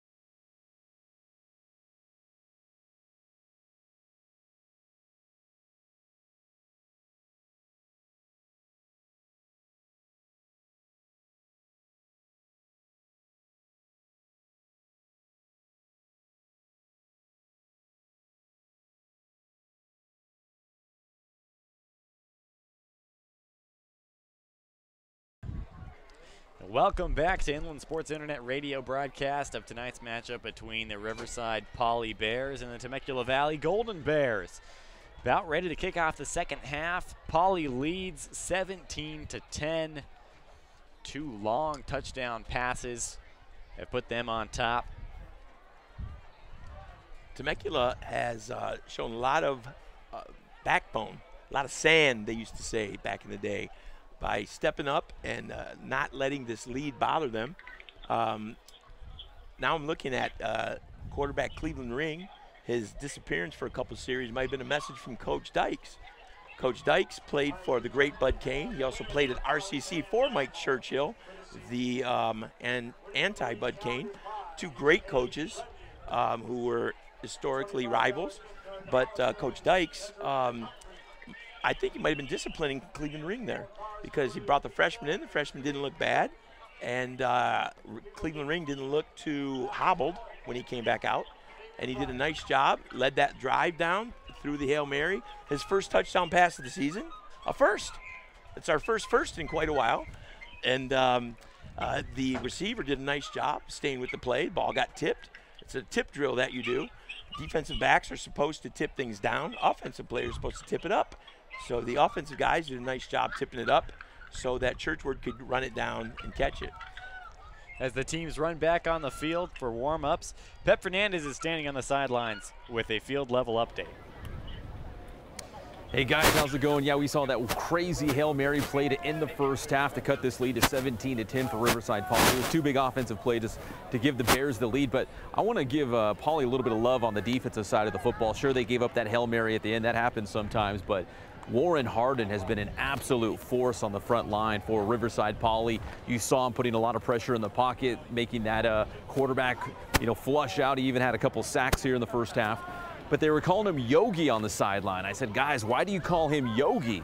And they said because, well, he's a real bear. Like, he's an absolute real bear, and I totally get it. He's only a junior, and Warren Harden causing all kinds of problems up front. Also, another thing I want to point out, wearing the bright orange shirt on the Riverside Poly sideline, coaching up the guys in the secondary, is Drew Young, the former Rialto head coach, and he played defensive back at Michigan State when Nick Saban, currently at Alabama, when Nick Saban was at Michigan State. So pretty cool to have Drew Young on the sidelines at Riverside Poly. Probably played a big part in this defensive effort so far. 17-10, Poly Bears up at the break. Back to you guys. Thanks, Pep. Great job as always. And Yogi himself has had a very big game for the Bears. I can't tell you how much more I'm impressed by him, especially when we went down with an injury and then came back a couple plays later and make a couple great plays, obviously hobbling and on that ankle, and still having the sand to step up and make plays. This game is brought to you by Spoiled. Quick quality oil change. You'll be spoiled by their excellent customer service and great prices. Check them out off Alessandro Boulevard. Ken's Sporting Goods. Ken's Sporting Goods has over 40 years in the Inland Empire, and they're taking care of all your sports gear needs, plus Letterman's jackets. Check out kensportinggoods.com. Boost Performance Training. Athletes of all levels need to check out Boost Performance Training in Corona with Coach Ray Bass. Be sure to follow them on Instagram and Twitter. And the Boost Training Tips here on the Inland Sports YouTube channel. Visit boosttrainingsystems.com for more information. Max Muscle Corona and Max Muscle Orange Crest. Max Muscle is your one-stop shop for sports nutrition. If you're looking to get the most out of your performance and amplify your game, be sure to see a nutrition consultant at Max Muscle Corona or Orange Crest. Loomis Insurance Services. If you're looking to shop your home, auto, or business insurance, look no more. Call Danny the Policy Man Hopkins for a free quote at Loomis Insurance Services. They have access to a ton of different markets like Nationwide, Travelers, Mercury, and many more. Hand off your insurance worries over to the Policy Man. Call 951-685-7478. That's 951-685-7478. Or visit Loomis4Insurance.com. That's Loomis, the number 4, insurance.com. Well, Cullen, I have my policies through Dan Hopkins, Stan the Policy Man. In the next couple days, I will need to go get my oil changed where I visit Spoiled Oil Change. They do spoil you. they give you a nice mint left on your dashboard. And for ladies, they leave a flower on the dash. I have to live up to that now because my wife went over there to get her oil changed. And I buy all my sports gear at Ken's Sporting Goods in Norco. Been going there for over 30 years. Both teams are making their way to the sidelines. We've got a 17-10 game in favor of Riverside Poly. Special thanks to the Inland Sports sponsors bringing you this game on the Inland Sports YouTube channel. The Inland Sports Show, Saturday, 11 a.m. on Fox Sports IE, 1350 a.m. Pep Fernandez and Jeff Gorham. Watch it live on the Inland Sports channel and be sure to subscribe. Follow Inland Sports on Twitter, Instagram, and Facebook.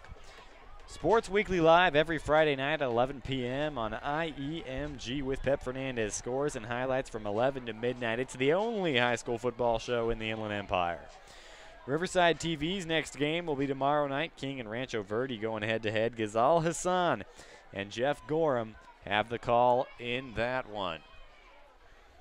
About a minute 19 to go before we continue to play here. For Temecula Valley, they come off a tough loss, 12-42 against Paloma Valley. They are 0-4. They play in Division 6 for the CIF Southern Section playoff divisions. Their next game after this one will be against a very hot Murrieta Mesa team. Murrieta Mesa is really making a statement in the Southwest League. Southwest League is one of the toughest leagues, I want to say, in the state. With Vista Murrieta, perennial powerhouse, Murrieta Valley, also rising up. I believe they were second ranked. And then we have Murrieta Mesa making a stand, and Temecula Chaparral also in there. As these teams warm up, I'm reminded of something that happened back in the early 90s. These two teams, both powerhouses, Poly, like I said, in the 80s, Temecula in the 90s. Poly has a tradition of kicking the ball down to the end zone, and the whole team races down to get the ball. Well, on this one day, they had kicked the ball over into the Temecula Valley side, and legendary coach Bud Kane told his team they will not get that ball. So they lined up on their side of the field. They locked arms. Poly kicked the ball over.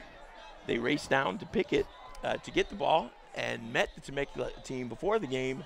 And as they met, a brawl ensued before the game even started. A legendary brawl here in Riverside County in the Inland Empire. The interesting part is Coach Lenny Dykes was on the Temecula team, and he recounted that to us before the game. We talked a little bit. And Coach Carmen was on the Poly team and led the charge to get the ball. And the two don't know that they're here. We talked a little bit before the game, but shaking hands could be interesting. Time has gone by, and I'm sure there's no hard feelings, but it'd be fun to see their reactions if I were to hook the two of them up to talk. Poly will kick off left to right to start the second half. From the 40-yard line on the near hash is where the ball is. Gabriel Belmares will boot this one away for the Bears. Back deep to return is a tandem of Cade Churchward and Easton Gibbs. Here's the kick. It's a deep kick, going to be fielded in the end zone and therefore a touchback. Easton Gibbs wanted to catch that at the 1-yard line and return it, but he was about a step or two into the end zone, and the ball will be at the 25-yard line for Temecula Valley. So Temecula Valley wants to dig back into that first half and use the success that they had from the Hail Mary play and the momentum that got turned to possibly control the offensive tempo on this drive. Both teams have been going with the no huddle. Both teams have been going with the spread, and both have been successful at times. And so we'll see what happens. Temecula Valley, 2 receivers to the left, 1 to the right. 2 running backs in the backfield. We got Ring back at quarterback. It's a handoff going up the middle, pickup of about a couple, still moving the pile.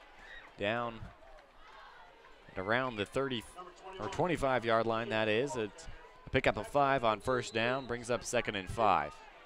I'm curious why Temecula didn't go back to number 2. Reyes was really chewing up some chunks of yards in the first half. That's right. Dominic Diaz got the start at running back. Then we kind of went underground for a couple of possessions.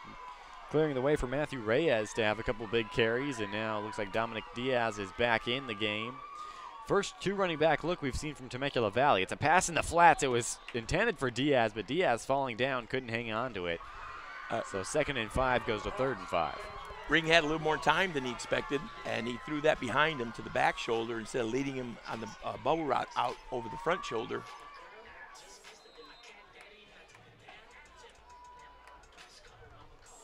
And now back to one running back. 3 receivers to the near side, to the left of Ring, as Temecula Valley moving right to left on your radio dial. It's 3rd and 5 here.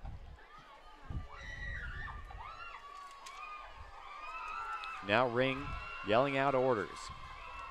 Play clock winding down. He's going to take the snap and throw. He's got a man open at the first down marker, and the pass is complete for a first down to Cade Churchwood. Moves the ball to the 32-yard line of the Golden Bears. 1st and 10. 11:16 to go in the 3rd quarter. 17-10 Poly. Again, trips to Ring's left. He's going to give it to Diaz, and Diaz is stood up. Spencer Nims makes a big play for Riverside Poly. Spencer Nims goes 6 foot 235 at the middle linebacker spot, and he filled that hole. He got there way before the running back did. He just read it, attacked it, stood him up. Again, Temecula Valley back in the formation we've seen them in most, which is unbalanced 3-to-1 receivers. This time the 3 receiver side is to Ring's left. The ball's on the far hash, 1 running back to Ring's left. It's Diaz, but Ring's going to throw, and he's got an open receiver. It's Churchwood out to about the 50-yard line. He makes the catch over the middle. That was a nice correction. That was Dylan Sigmund. That was a nice in route. He ran up the field, made a nice sharp cut in, delivered it. Ring delivered it on the money. First down. So Sigmund picks up the first down to the 50-yard line. Poly's going to bring the pressure, and Ring is going to throw. He's hit as he does, and it's over the head of Sigmund. Ring really felt that pressure. Another blitz, number 44 for Poly, came right up the gut, and hands high. Ring felt it coming, threw it behind the receiver. 2nd and 10 now from the 50-yard line, 10 to go in this 3rd frame, with the Bears of Poly leading. Again, trips to the left of Ring, and this time the running back directly behind him in the I formation. Ring's going to drop back to pass. He airs it out. He has a receiver, and it's dropped. Intended for number 89, Hassan Gates. Ring took a shot on that pass. Right when he released it, defensive end for Poly got him right in the lower back and the kidneys just as he threw it, but the ball was still delivered on the money. And Hassan Gates was running all by himself on the near hash down the field. It's 3rd and 10 now from the 50. Still a 17-10 Bear lead. As Ring gets the call from the sideline, he's got his 3 receivers to the near side. The ball is on the far hash. Diaz in the backfield directly behind him. He's got 1 receiver, a lone receiver at the top of the formation. And there's the throw. It's down to number 22. Trying to cut it back is Owen Koronek, but finding not much running room after the catch. It's a pickup of 4 or 5, and the offense stays out there for Temecula Valley. They'll have 4th and 5 from the Bear 45. Ring really locked in on that receiver. If he'd have looked to his left, number 6 had cleared. There was no one within 20 yards of him on the left side. Same formation for Temecula Valley. Under 10 minutes left in this 3rd quarter. From the 45-yard line in the shotgun, Ring is going to throw. It's going to be a screen pass. This time it's Churchward, and Churchward trying to make a man miss in space, but a great open field tackle by Randy Wright brings him down short of the first down. A turnover on downs, and the Bears will get the ball back at their own 41-yard line. Great read by Randy Wright. The receiver hesitated. When the receiver hesitated, he locked in on the receiver coming out for the screen, read it, made a great tackle, shed the blocker. For a smaller guy, he did a nice job knocking off a good offensive guy, big guy.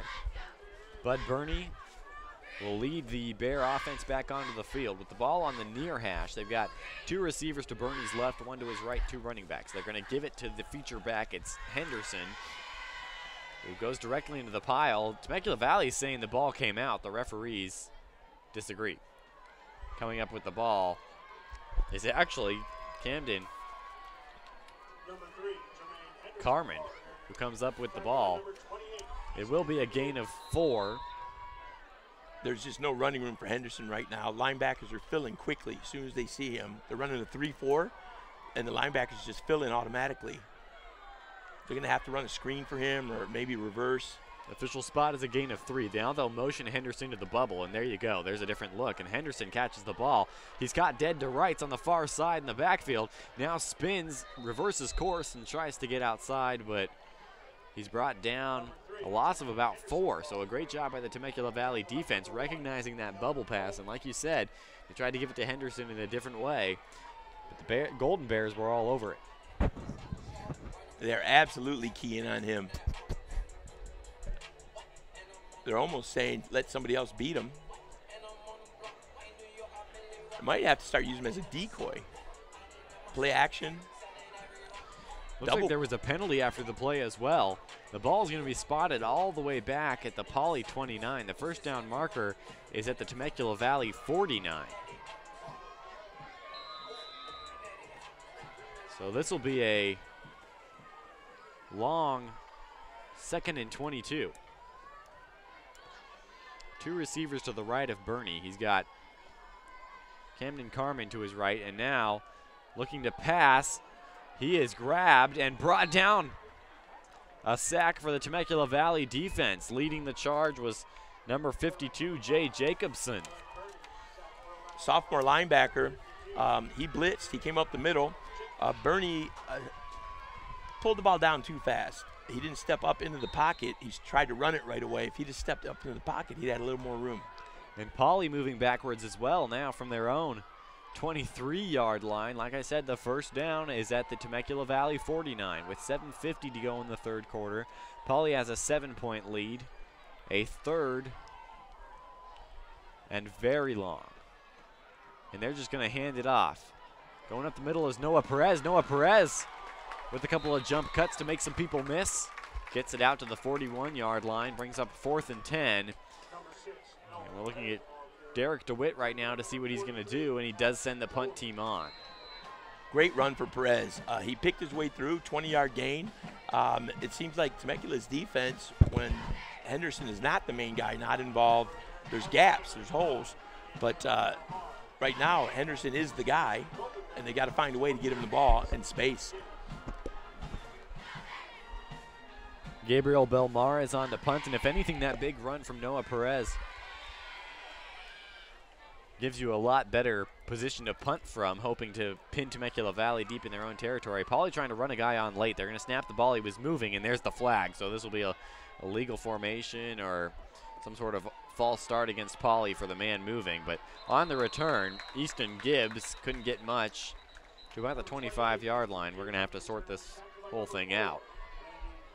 A player from Poly forgot to come out on a special teams assignment and had to rush in on the field on the opposite side of the sideline he's located and just didn't make it in time.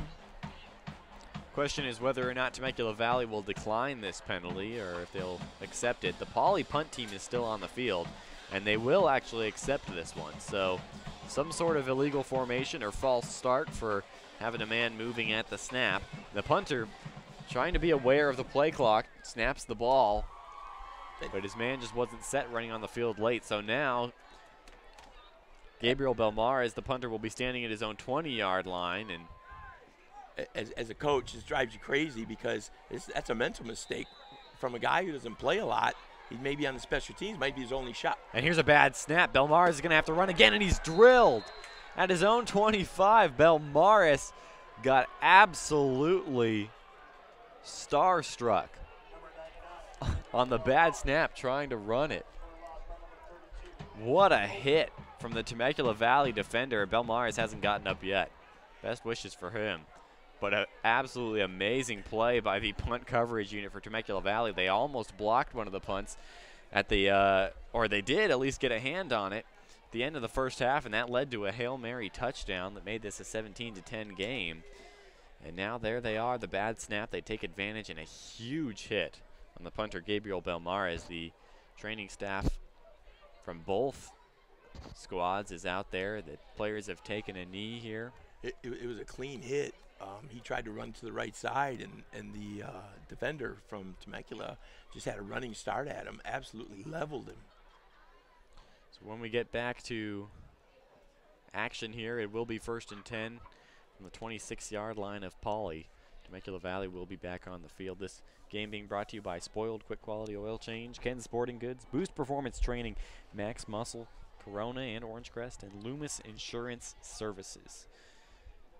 Thank you to the Inland Sports sponsor family that make all this happen. And looks like Belmar is still on the field. He's lying at about the 26-yard line. And you can look back at the player that got the penalty on, the player who had the mental error for getting to come on the field. The ramifications of that are now, not only did he get hit, but that's their kicker, their main guy. Good kicker, too. Strong leg.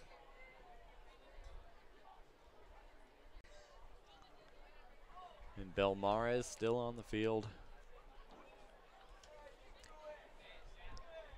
And warming up now over here. What looks like the backup kicker, number 39. Belmares is up and walking off the field with the training staff. The backup kicker, or punter, is Evan Gutierrez. And he's warming up over here on the near sideline. We're going to see who they send out to punt this one away. And it's actually going to be number 11, Mason Strickland, will be the replacement punter. Oh, I'm sorry. Excuse me. The punt already happened. And I'm completely lost, but they are warming up the backup kicker, and that is number 39.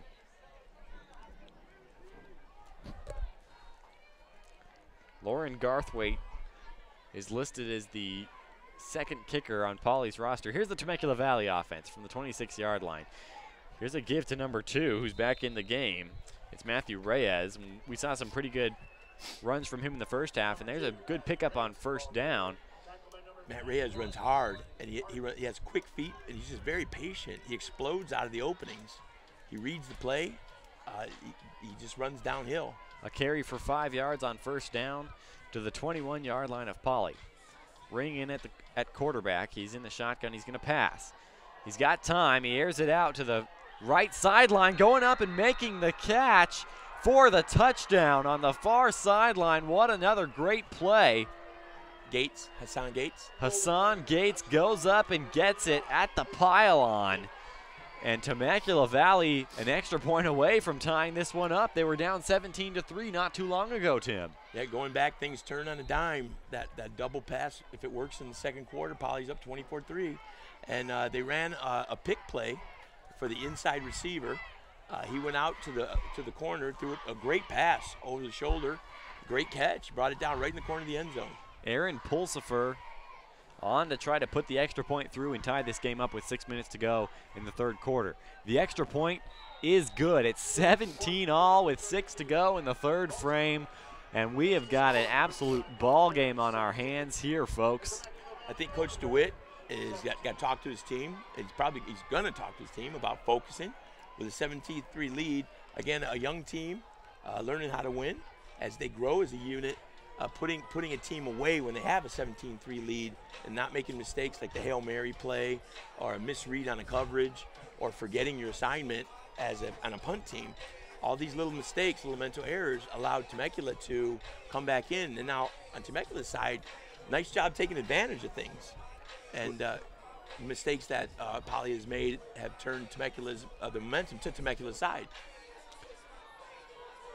With 18 total minutes to play, it's a brand new ball game. 17 all, a clean slate. Temecula Valley battled back from being down 14 at one point. And Pulsifer on to kick this one away. He'll be kicking right to left. Back deep to return. Henderson and right as well. Both have big play capabilities. They're standing at their own 10-yard line. It's going to be Henderson that'll catch it at his own 4. He's returning up the near sideline. He's got some Temecula Valley defenders to get around. He takes it out past the 25-yard line. There's a flag on the field at around the 25 where he went out of bounds. Temecula's really stepped up the hitting now. You can audibly hear them hit people. Coach wants them to overly aggressively pursue, And when they get there, they're laying the wood to these to the Poly ball carriers.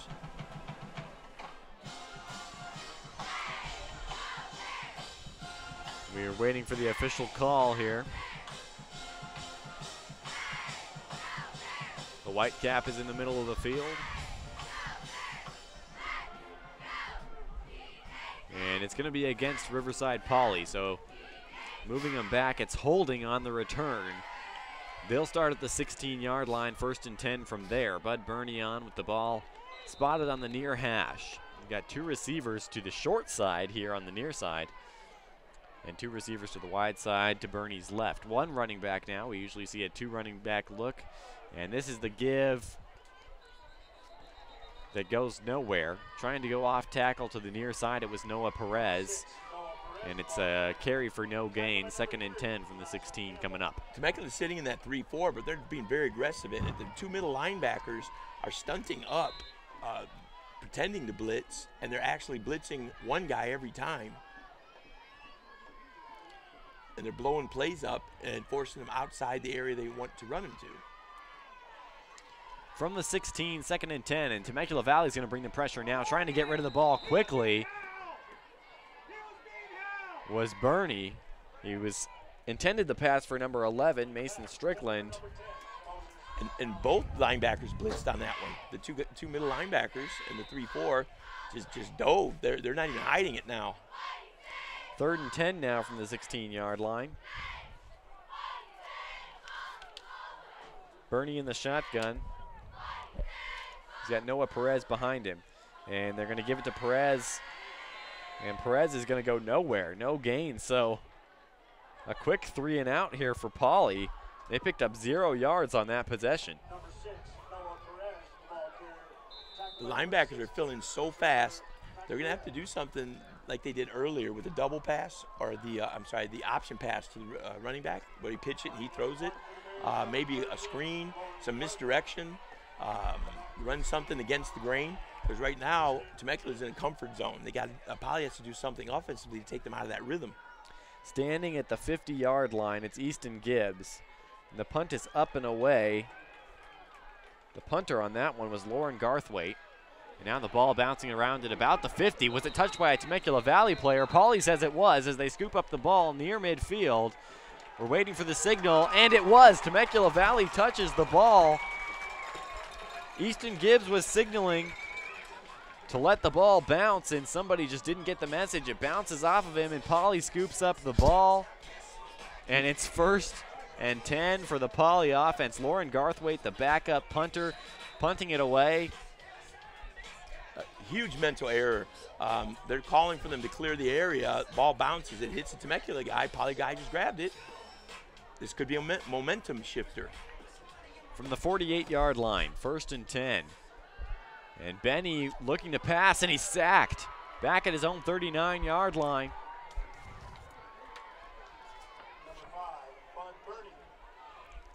A big play for the Temecula Valley defense. Temecula is sitting in their 3-4. Anson Pulsifer with the sack. He's a middle linebacker, and they're blitzing Pulsifer. He's just flying. He's not even hiding. He's just diving right through the gap. And that's the 3rd or 4th sack we've seen tonight from Temecula Valley. They've gotten good pressure, and it looks like they're bringing pressure again.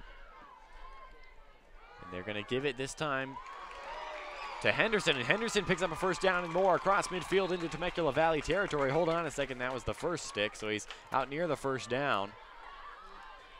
But into Temecula Valley territory, getting back that yardage they lost on the sack. It'll be 3rd and short now from the 44-yard line. 3:23 to go in this quarter. It's a tie ball game at 17. They're going to quick snap it here and give to Henderson, and he's met in the backfield. Leading the way on that one, Adam Turner.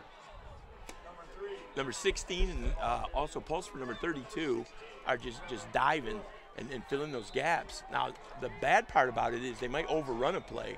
Or a play before this where Henderson had that alley, but on these last few plays, they're just filling it. There's no place for him to go. He has absolutely no running room.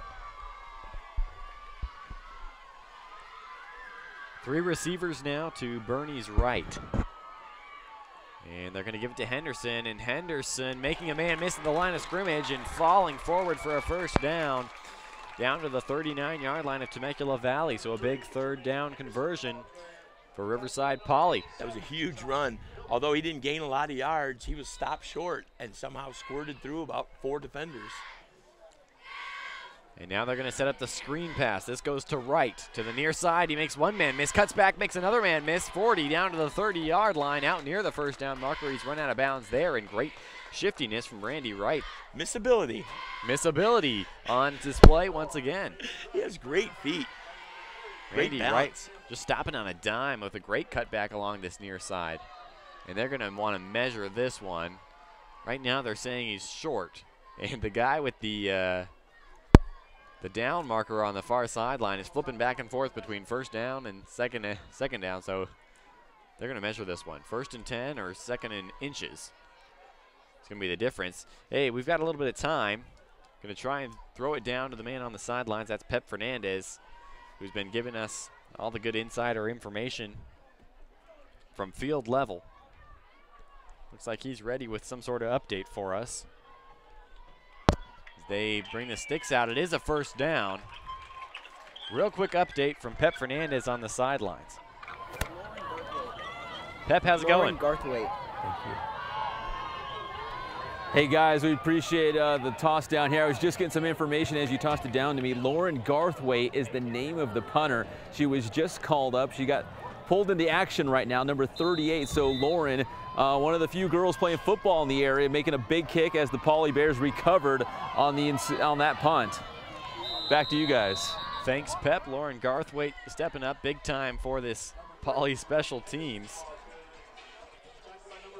And on that last play, Henderson carried for a couple. It looks like he's starting to get a little rhythm himself. A running back who's the main ball carrier needs to get the ball consistently to get his rhythm going. The line are used to him. They're used to blocking for him, how he runs, his running style. And looks like he's ready to pop one here soon. 2nd and 9 from the 38-yard line, and that one was overthrown majorly. Looking for Jerry Sanderfer was Bud Burney. 1:52 to go in the third quarter, tie game. Looked like Burney was looking for the post route, and it looked like the receiver ran a post corner. A little miscommunication. At least he threw into an area where there was nobody there to do any damage. 3rd and 9 now from the 28-yard line. The ball is spotted on the near hash. One receiver to that far side, the wide side. Henderson is the running back, standing directly behind Bud Burney. They've got a tight end look. And they were giving it to Henderson, but whistle's blown before the snap. This is going to go against Temecula Valley. Another mental error. 3rd and 8. You have the momentum. You go off sides. A free 5 yards. That changes it from 3rd and long now to 3rd and relatively short. It's 3rd and 4. Now from the 23-yard line. It's the give to Henderson. Henderson's got a hole on the left side, picks up the first down to about the 16. He's very explosive. He's got great feet. As soon as he got the ball there, he saw a little crease. He was heading left, turned it back to the right for a first down. Again from the near side. This time they give it to Camden Carmen, that is, who carries for no gain. It'll be 2nd and 10 from the 23-yard line. Still a tie game here at 17 apiece. 1:15 to go in this third frame of action. Better hope Henderson doesn't get out in the open field.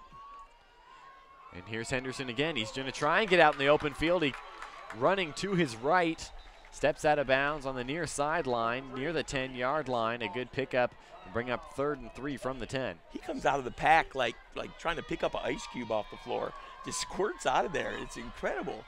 It looks like he's down. Looks like they've caught him, and somehow he finds a way out. 3rd and short from the 10-yard line. One running back, it's Henderson. They give to him. They pull a guard around, and this one is going to be at the pylon, and he's just short, stepping out of bounds at the 2-yard line. He does pick up the first down, though. 1st and goal from the 2 for the Bears. Henderson's running with more determination right now. He saw the corner. He didn't play around. He's just turning the corner and being very aggressive in his attack.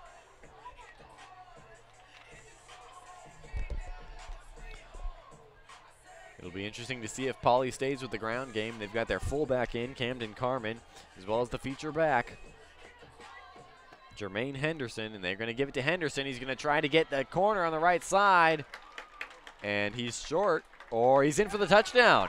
Stepping just inside the pylon, Jermaine Henderson breaks the tie at 17. It's 23-17 Poly.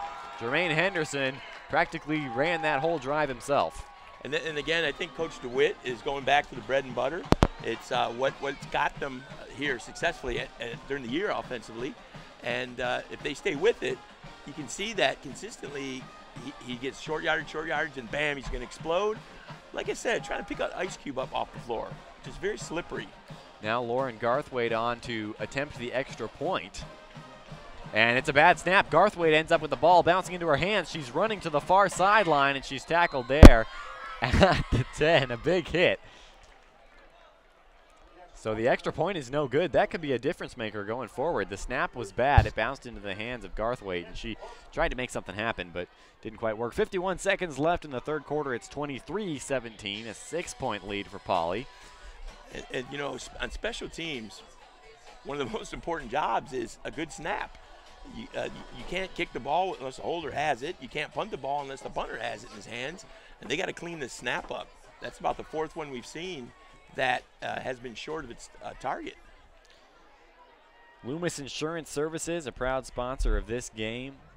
The agent strikes back. If you're looking to shop your home, auto, or business insurance, look no more. Call Danny, the policy man Hopkins, for a free quote at Loomis Insurance Services. They have access to a ton of different markets like Nationwide, Travelers, Mercury, and many more. Hand off your insurance worries over to the policy man. Call 951-685-7478 or visit Loomis4insurance.com. Garthwaite's going to kick this one away from the 40-yard line. She's going to kick it from the middle of the field. This is more of a squib kick that goes straight out of bounds at around the 30. So with the flag, we'll see where Temecula Valley takes over. It's Cleveland Ring, and Gabriel Belmares was actually back on the field for that kickoff, so good news for him after he took a big hit. So Garthwaite was the kicker for the extra point, but Belmares back on the field. I just saw Coach DeWitt going over to him and seeing if he was okay as he came off the field that time. That was not a characteristic kick from Belmares, as that one wobbled and went out of bounds. That Temecula Valley will take over at the 35. Usually we see Belmares boot that one down and pin Temecula Valley deep in their own territory and force a long return, but that was not characteristic of Belmares. So here's Temecula Valley from their own 35, 1st and 10 with 50 seconds to go in the third quarter. They trail by 6, 2 receivers to each side, Reyes in the backfield. And Cleveland Ring's going to air it out, going down the right sideline. There was contact there. He was intending it for, I believe, Dylan Sigmund. Dalen Branham on the coverage there. He's playing corner. They're up in a man coverage. They tried to just go right over the top of him because of the size difference, and he did a nice job defending it and walling off the receiver. 2nd and 10 from their own 35 now. Ring in the shotgun. He's got Reyes to his right. 2 receiver set. And Poly's showing blitz. And a flinch by the Temecula Valley center is going to draw a flag. This will be a false start against the Golden Bears, moving him back to the 30-yard line. It'll bring up 2nd and 15. Poly's did a nice job of mixing and matching with Trevor Swank and Nims in the middle, exchanging blitzes, stunting, crossing each other, and attacking the middle of the field. The middle of the line.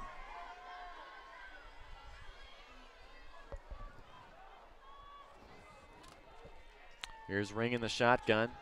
It's going to be a quick pass in the vicinity of a receiver on the far side. It was overthrown majorly. He was looking to get it to Andrew Torres, but it's incomplete. 3rd and 15 now from their own 30.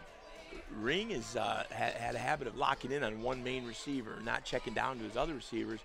He pretty much likes the right side, too. Poly's defensive left. He sticks to that side. 2 receivers, a piece for each side. Reyes still the back behind Cleveland Ring. Ring's in the shotgun. Poly showing some different looks. And Temecula Valley wants to audible a play in. 42 seconds to go in the third quarter, and now this is probably going to be delay a game against Temecula Valley. And it is. So moving back some more, the Golden Bears going backwards as of right now. It'll be at the 25-yard line. They'll have 3rd and 20. Well, Poly shifted their coverages in the middle of that set, so it confused Ring a little bit. Or it might not have been him that was confused. Could have been their line confused, but it caused enough damage to cause a penalty. Ring rolling to his left, and now he's going to tuck it and run. He's got a long ways to go. He's actually out near the 40-yard line. Not a bad pickup. It'll bring up 4th down there, and here comes the punt team for the Golden Bears. Ring's a pretty big guy. He's listed at 5'11", 220, and he laid his shoulder down as number 4 Randy Wright, 5'7", 150, came up to tackle him, and he let him have a hit.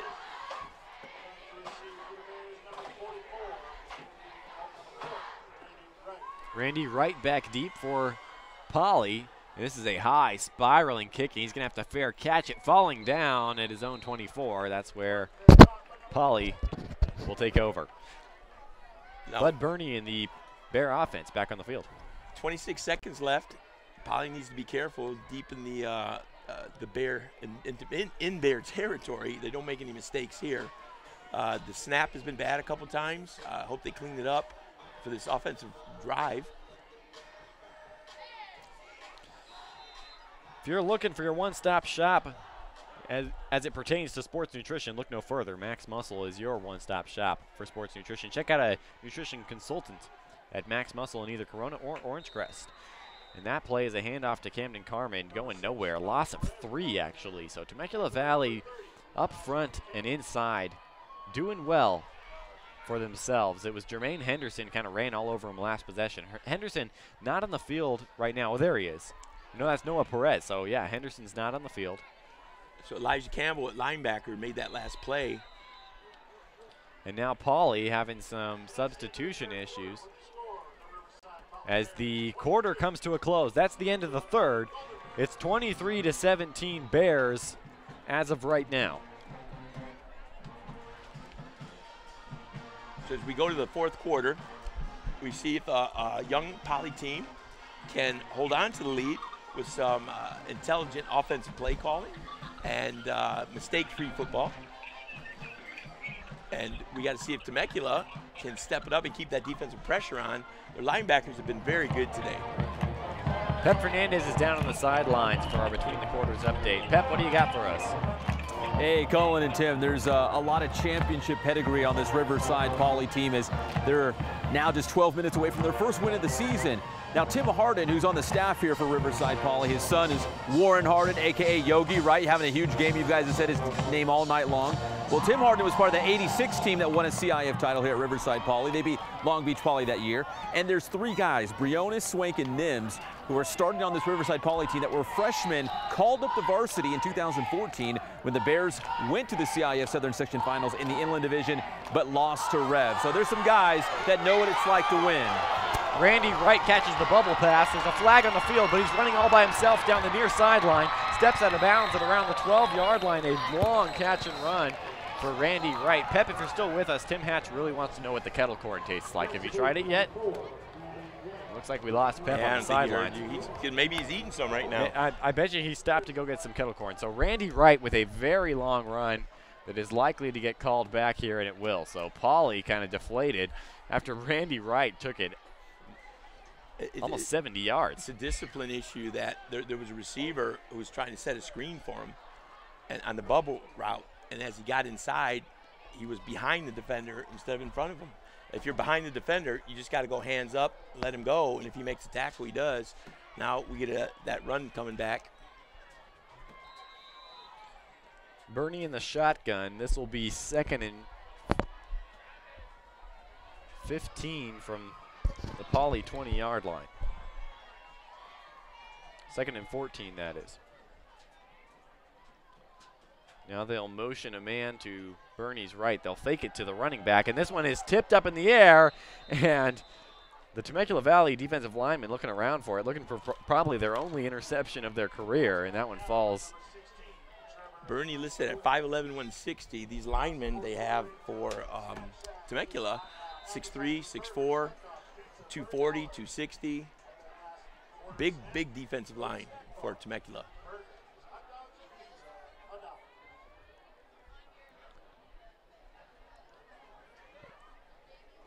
Third and 14.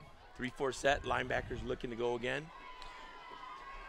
Poly leads by 6. They have the ball here deep in their own territory. It's a quick pass to Carmen. Camden Carmen bounces off of a tackle out to the 44-yard line. And Camden Carmen with a big pickup and a first down for the Bears. Great play. Ran him right up the seam. Bernie delivered it on time. Nice catch and run. Good job for Poly. That'll bring up first and 10 from the 44-yard line of Poly. Bernie in the shotgun still. They're using Camden Carmen as a slot receiver right now. Out to Bernie's left. Got a running back directly behind him.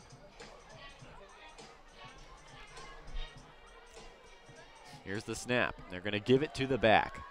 And this time it's Noah Perez, who's still on his feet, keeping the legs churning out to the 50-yard line. Nice pickup of 6 on first down for Poly, and they got that ground game going again. It's their bread and butter, and I think, again, getting the linemen into a rhythm helps them open more holes. It allows them to feel more comfortable. Perez still the running back. Camden Carmen still in at slot receiver on the near side. The ball is in the middle of the field. It's going to be spotted at the 49-yard line, so 2nd and 3 coming up for Poly. The first down marker is at the Temecula Valley 46, and Bernie's going to pass. This is going to go deep. Looking for number 21 and trying to go back shoulder. He couldn't track the ball. It's incomplete. The pass was intended for Dalen Branham. It defended really well by Malik Williamson, a sophomore for Temecula. He had the inside shoulder, the receiver. Again, Bernie tried to throw outside shoulder. Just didn't happen. So now a 3rd and 3 coming up for Poly. If you look at Temecula's safety, their safety is only about 8 yards deep and moving up. And Temecula Valley is going to bring the house on this one. Noah Perez is going to have to find some running room, and he can't. Brought down at the 50 for no gain. All sorts of Temecula Valley players in on that one, including number 30, Elijah Campbell. All 11 players were within 5 yards of the line of scrimmage when the ball was snapped. It's almost like they're daring him to throw over the top. Decision time for Derek DeWitt. He's got a 6-point lead. He's got 4th and 4 from his own 50-yard line now. The offense is still out there. I would think 10 minutes to go in the game. The snap problems they've had on special teams, they might need to go for it. A seam route here would be really nice, the one that they just did to They're taking Carmen. a while. They're taking a while to get this thing started.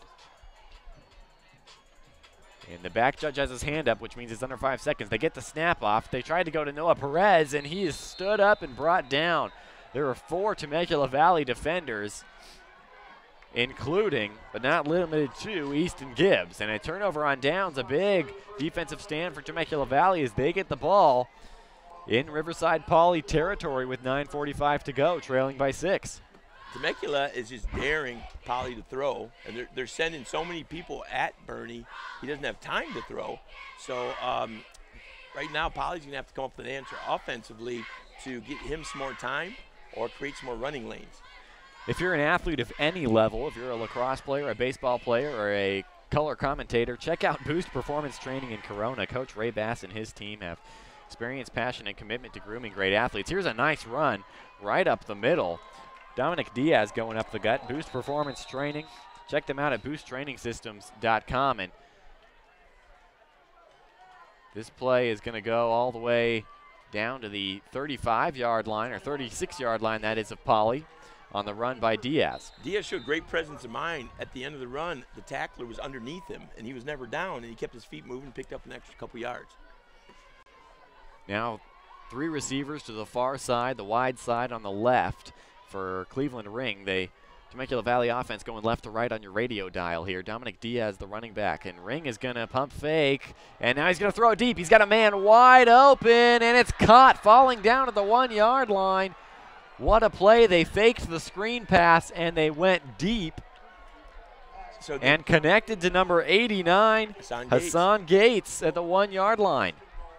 What a play, and now Poly having to hustle back because Temecula Valley wants to snap the ball quickly at the 1-yard line. They're going to give it to Diaz. Diaz stood up at the 1 and brought down there. So 2nd and goal coming up. It looks like maybe a loss of 1. It'll be at the 2-yard line now. But what a play. They faked the screen The out receiver to the far jumped in side. the air. The screen receiver jumped to look like it was a bad pass to attract great all acting the Poly job. defenders.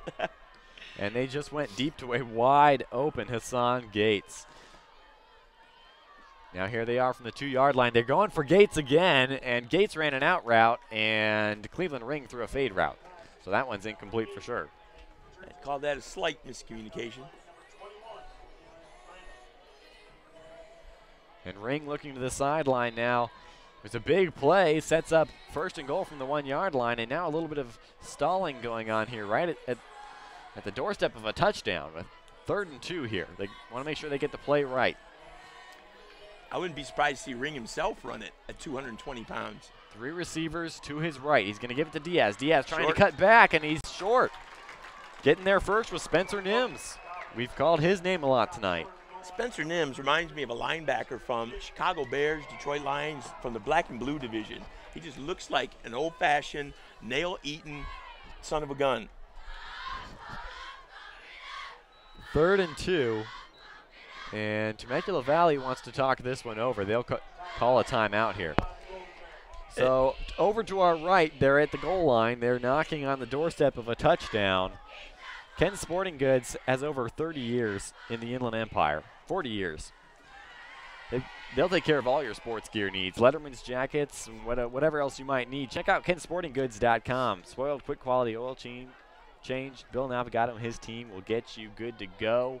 Check them out off Alessandro Boulevard in Riverside. So a big decision here for Temecula Valley. They'll have 4th and goal from the 2-yard line, trailing by 6. Now, if I'm Temecula's coach, I'm thinking with the penetration my defense has been getting through the offensive line of Poly, I'm going for this. Because even if I mess up, I got Poly's offense starting in the end zone.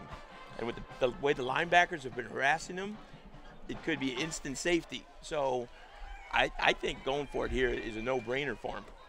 8 minutes remaining in this one. Plenty of time, even if Temecula Valley doesn't get a touchdown here. Looks like the offense will be running back on the field, and yes, they will. Cleveland Ring leads the offense back out there with 4th and goal from the 2-yard line in the end zone to our right here at Martin Luther King High School. Temecula Valley trailing by 6 to Riverside Poly. A crucial moment in the game. The ball's on the left hash, and they're going to pass. Cleveland Ring rolling out. He's under pressure, and he's sacked. Cleveland Ring is brought down, and the Poly defense comes up with a major goal line stand, and it was Spencer Nims with the sack. My nail-eaten inside linebacker, play in the cold, in the snow, not wearing any shoes, just got through there and just read it right and took the quarterback down. He's a throwback. Spencer Nims involved in 2 of those 4 defensive stops for Poly on that goal line stand.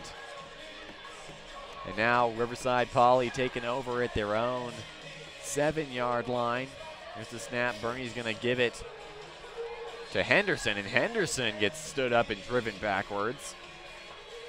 Easton Gibbs was there, as was Adam Turner. And I think Adam Turner is actually shadowing him.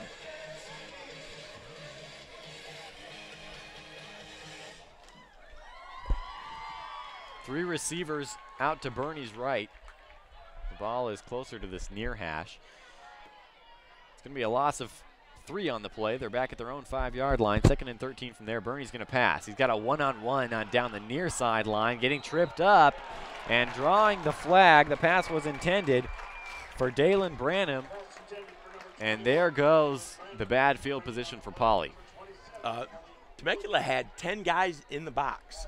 They were daring him to throw, so they took advantage of it for the one-on-one.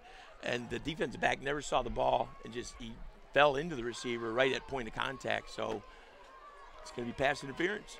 A trend we've been seeing over the past couple of years in high school football have been television monitors on the sideline for football teams so they can review film as the game happens.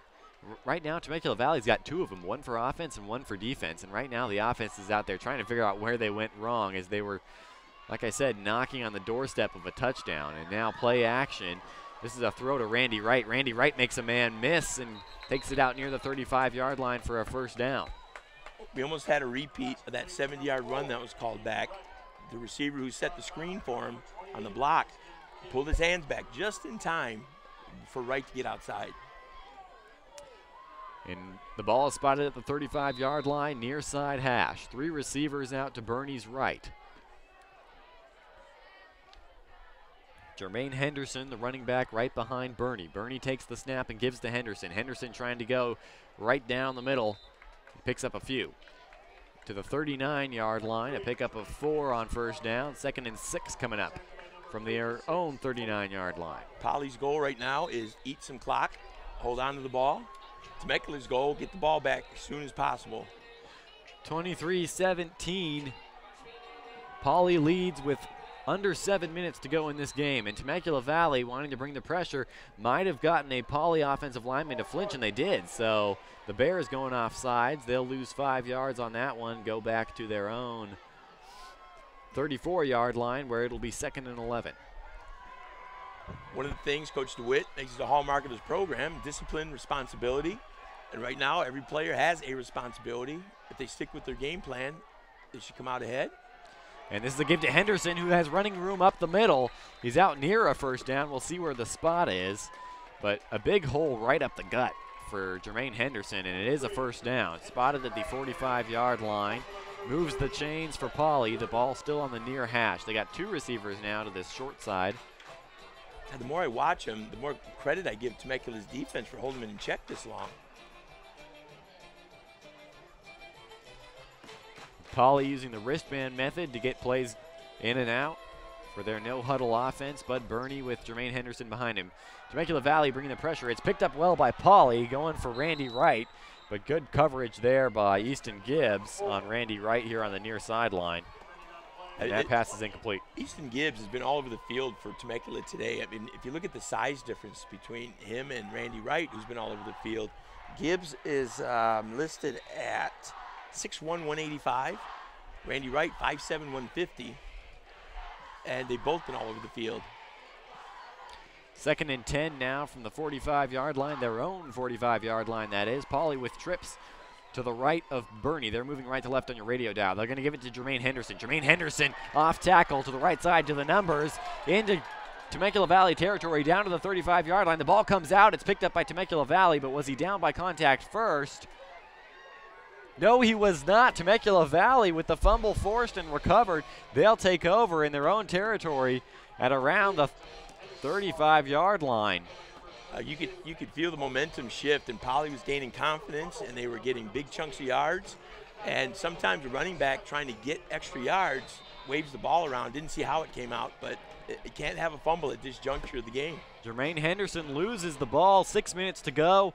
Temecula Valley trailing by 6 from their own 36-yard line. They gave us to Matthew Reyes. Matthew Reyes off tackle, out near midfield, looking for more. There's a flag on the play in the vicinity of offensive holding, but Matthew Reyes with a big pickup into Poly territory, and it is holding against Temecula Valley, so forget that run.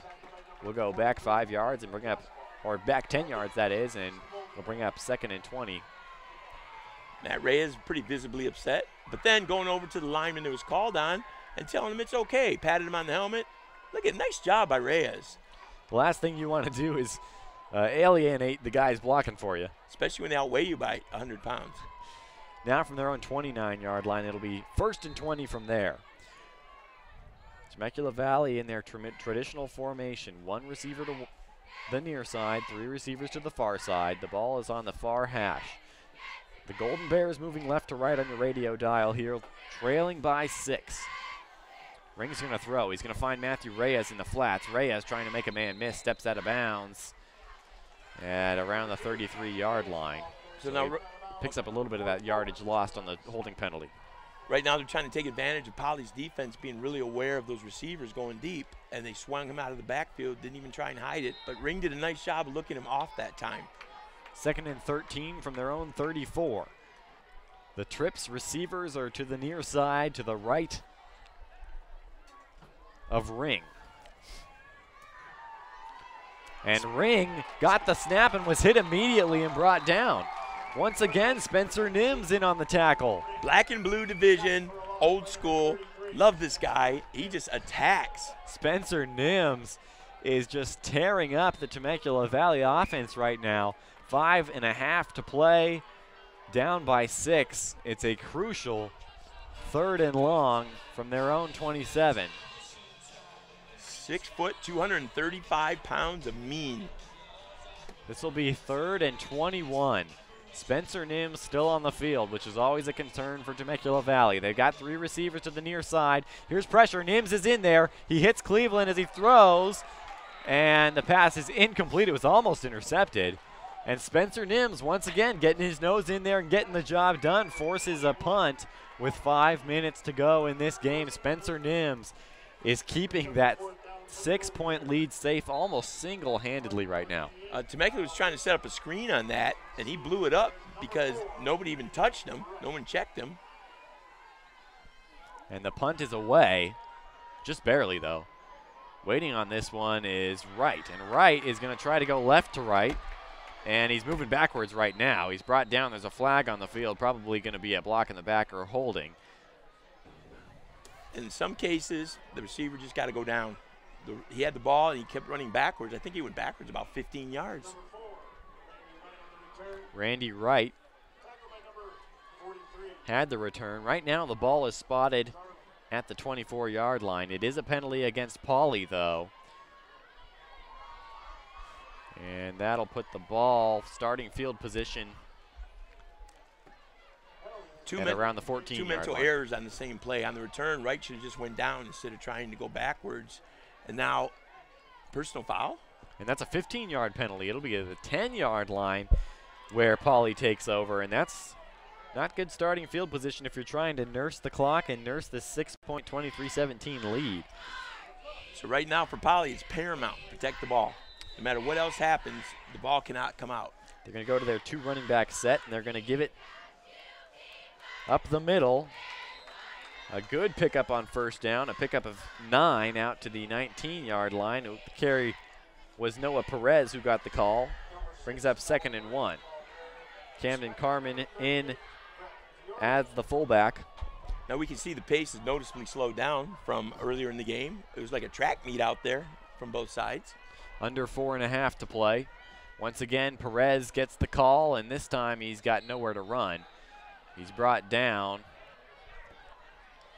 And getting in on the tackle, number 30, Elijah Campbell. And that's a loss of 1, brings up 3rd and 2. Temecula's linebackers have been impressive all night at the 2nd level, with the linemen being the first level of attack defensively. They really filled well, and they've really limited Poly's offense, running backs, especially Henderson. Now 1 running back. They're going to motion Camden Carmen across in the wing back set. Noah Perez is going to get the call, and he's going to be brought down just short of the first down, it looks like. So a big play for the Temecula Valley defense. They're going to force Poly to punt. Poly had the ball for about 1 minute and 20 seconds that time. The clock ticking down to around 3 minutes, 20 seconds remaining. Head coach for Temecula Valley, Lenny Dykes, via the CrossFit Games website, he was a competitor in the Masters division this last time around. Last year, Temecula Valley was 1-11. They went 0-5 in league.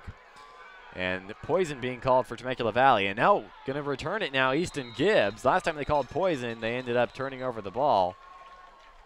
Easton Gibbs actually tried to return that one on the bounce. And at the Poly 47 is where Temecula Valley will take over, trying to erase this 6-point deficit. 3 minutes to go in this game. Now how big could that extra point, missed extra point, or muffed extra point be? Lenny Dykes looking for his first win as the head coach of Temecula Valley. Only 3 guys on this Temecula Valley team coming into the season had varsity experience. And now they're trying to get a come-from-behind win late in the game. 3 minutes to go. They're going to start in enemy territory at the 47-yard line.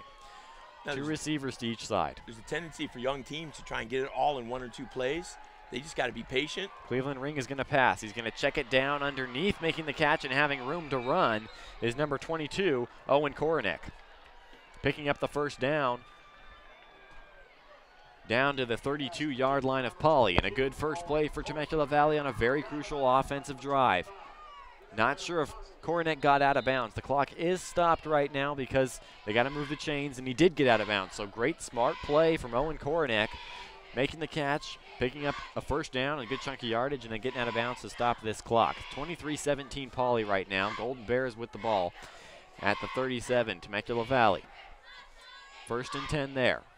Poly's going to bring pressure. They're going to give it to Matthew Reyes. Reyes cuts back, and he's still on his feet, makes a couple man miss. He breaks out of a tackle or two, and now still moving the pile out near the first down. They're pushing the pile. Forward progress hasn't been called, and the Temecula Valley offensive line doing their part, pushing it for a first down. And Matthew Reyes, I don't know if you can credit him with the last 4 yards on that carry. He pretty much got carried himself. So a first down to the 23-yard line. Riverside Poly's defense on their heels right now. Matt Reyes just refuses to go down. And the whole pile moved. There was 20 guys in that pile. Looks like Dominic Diaz now in at the back as the back. They're going to give it to 89, Hassan Gates, and Hassan Gates finds a lane on the far side on the jet sweep, picks up the first down, sets up 1st and goal inside the 10 for Temecula Valley. 2:20 to go in this game. It's a 6-point lead for Poly. Temecula Valley driving deep in their territory, though. Dominic Diaz to the left of Cleveland Ring, the ball in the far hash. 3 receivers to Ring's right. They're going to give it to Diaz. Diaz cuts back and goes up the middle. And he's down to about the 5-yard line. A good pickup on first down, and now it'll be 2nd and goal from the 5. The clock ticking down, near 2 minutes to go in this one. That's a great cutback by Diaz. And a timeout now called for Poly. They want to slow the momentum down. Temecula Valley, with things going their way, down by 6. They've got 2nd and goal from the 5-yard line. Just like in a baseball game when you're facing a great pitcher who's in a rhythm, you want to step out of the batter's box, you want to change things up, you want to call a timeout, tie your shoe, just do something to change the momentum. Right now, Temecula's offense is in quite a rhythm. So Poly calling the timeout, change things up maybe a little bit, maybe get back to that blitz package that was working so well earlier. The defense of Nims, Harden, and Burke on the other side have all made great plays and stepped up at opportune time. Now would be a great time for them to step up. On the Temecula side, now would be a great time for them to open some holes and have that big offensive line keep pushing the ball down the throats of Poly. The timeout coming to a close. Both teams will be back on the field. Here's the situation. 2:03 to go in this ball game. Poly leads 23-17. At the end zone to our right, Temecula Valley has a 2nd and goal from the 5-yard line. Cleveland Ring, the quarterback. Dominic Diaz, the 1 running back. The set looks like this. 4 receivers in the back. 3 receivers are to the right of Cleveland Ring, and Ring is going to roll that way. He's got protection. He's got time. He's going to tuck it and run. He's at the 5, and he walks in for a touchdown. Cleveland Ring has just tied the ball game, and an extra point could put the Golden Bears on top. The more I see him, the more I think that 2nd quarter where he disappeared for a couple series was a message from the coach. He wasn't injured. He's not hobbling. And I think the coach said, hey, if you don't want to do things my way, we're going to get the freshman in there and let him play, and did a nice job. Anson Pulsifer, the snap was bad for Temecula Valley as well. Trying to run it is the holder, number 6, Andrew Torres. He's brought down. And, folks, we have a tie ball game. Both teams missing their opportunities to get the extra point. And it is 23-all with 1:57 to go in this game. We have seen everything. Hail Marys, all sorts of special teams plays. I think the Poly fans, the Poly team was holding their breath collectively, and Temecula gave them a break. 1:57 to go. It's 23-all. On our left, we have the deflated Bear. The Bear tunnel is deflated. And that's how the defense was looking a few minutes ago. So if you're Poly, you want to run this 2-minute offense and hopefully get the last laugh in regulation. Now, some teams in this place, they'll squib it because they don't want to get it back there to Henderson and Wright, and that could come backfire. I've seen that happen, but I don't know. Right here, I think you trust your kicker. Pulsifer. Yep. On to kick it away. He'll kick left to right, and both teams are a bit edgy right now, as to be expected. Both teams looking for their first win of the season. Poly, 1 week before league play starts. Poly's expecting an onside kick. They've all moved up. And it's going to be deep. And trying to go back for it was Randy Wright, but it was over his head and out of the back of the end zone, touchback. 25-yard line, Poly offense will have it with under 2 minutes to go. A tie game. So here we go. It's a 2-minute game. Both teams trying to prove that point. Which team will be get that first win? We had that bend don't break versus the attack defense, and we've seen a great game today. 2 receivers to each side of Bud Burney. He's a sophomore, 5'11", 160.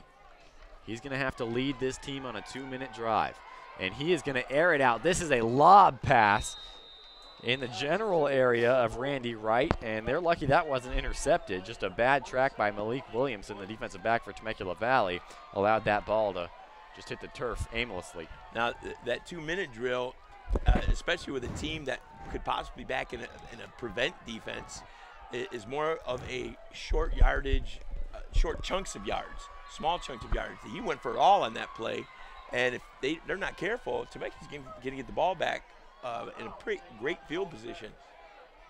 And Poly is going to call a timeout here. They want to talk about this one. 2nd and 10 from their own 20 when we come back from this timeout. Hey, if you're an Inland Empire High School football fan, this is what your weekend is going to look like. Tomorrow night on Riverside TV, we'll have a live game. Ghazal Hassan and our very own Jeff Gorham will be on the call. It will be King and Rancho Verde. After that, go ahead and head over to the IEMG YouTube channel. Hit the subscribe button while you're waiting for the show to start. It'll be IEMG Sports Weekly Live, the only high school football show in the Inland Empire, every Friday night at 11 p.m. with Pep Fernandez. Scores and highlights from 11 p.m. to midnight. Then sleep in late on Saturday, get up at around 11, just in time to tune into the Fox Sports 1350's very own Inland Sports Show with Pep Fernandez and Jeff Gorham, breaking down all the football action. Don't forget to follow Inland Sports on Twitter, Instagram, and the other social media outlets, whatever they may be, Facebook, I don't know. You choose. Here we go. 2nd and 10 from the 20. A handoff.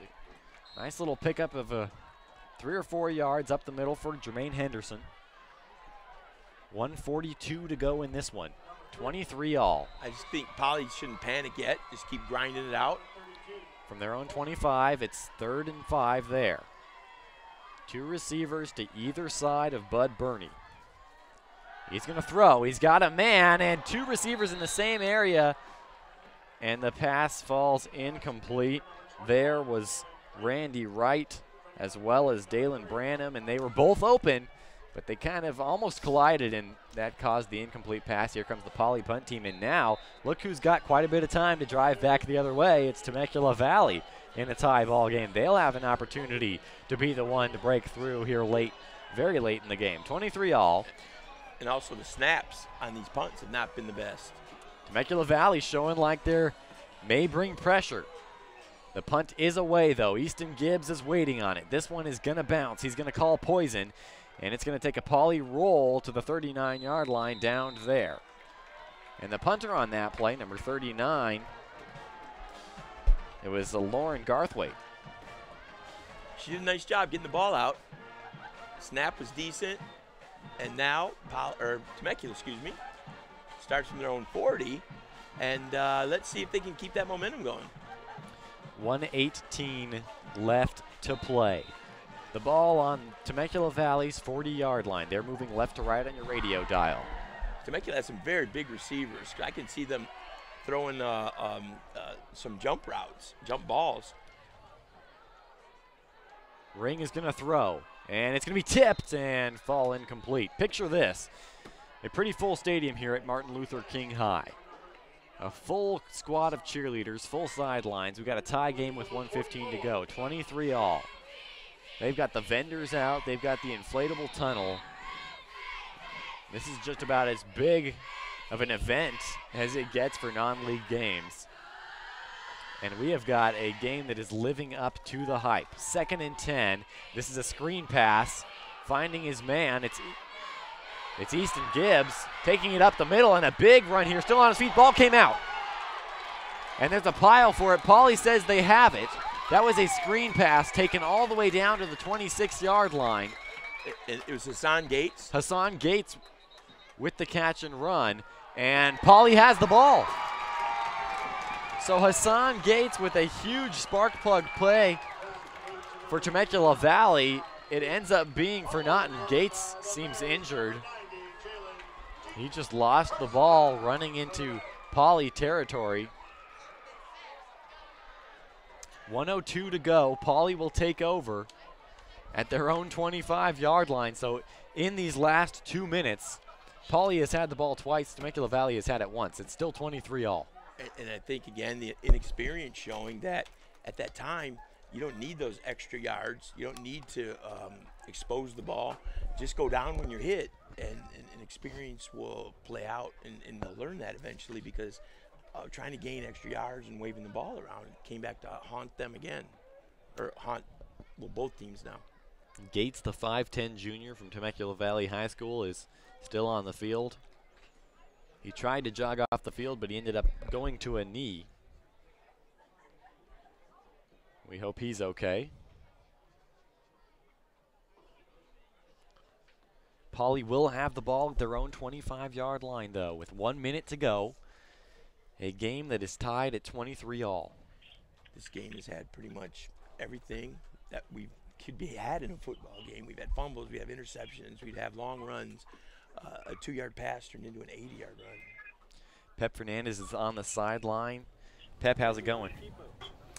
Hey, Tim and Colin, like if we needed anything else to add to this dramatic finish between the Bears and the Golden Bears tonight, we just had some breaking news to pass along on the broadcast as well. We heard from the athletic director, Jim Vaughn, that the baseball team is scheduled to play Huntington Beach this upcoming season. That is a game that Huntington Beach is always nationally ranked top 5 in the country, so that's a huge game for Riverside Poly to get on the schedule. And even better, Riverside Poly will actually host Huntington Beach. The game will be played on a Saturday night at UC Riverside sometime in April, maybe around the April 13th, 14th area, but the game will be Saturday night at UC Riverside in the month of April. And here's some more breaking news, Tim and Colin. You guys might actually be calling the game, because Inland Sports will stream the game live. So breaking news, back to you guys. That would be awesome, Pep. We'd be all over that.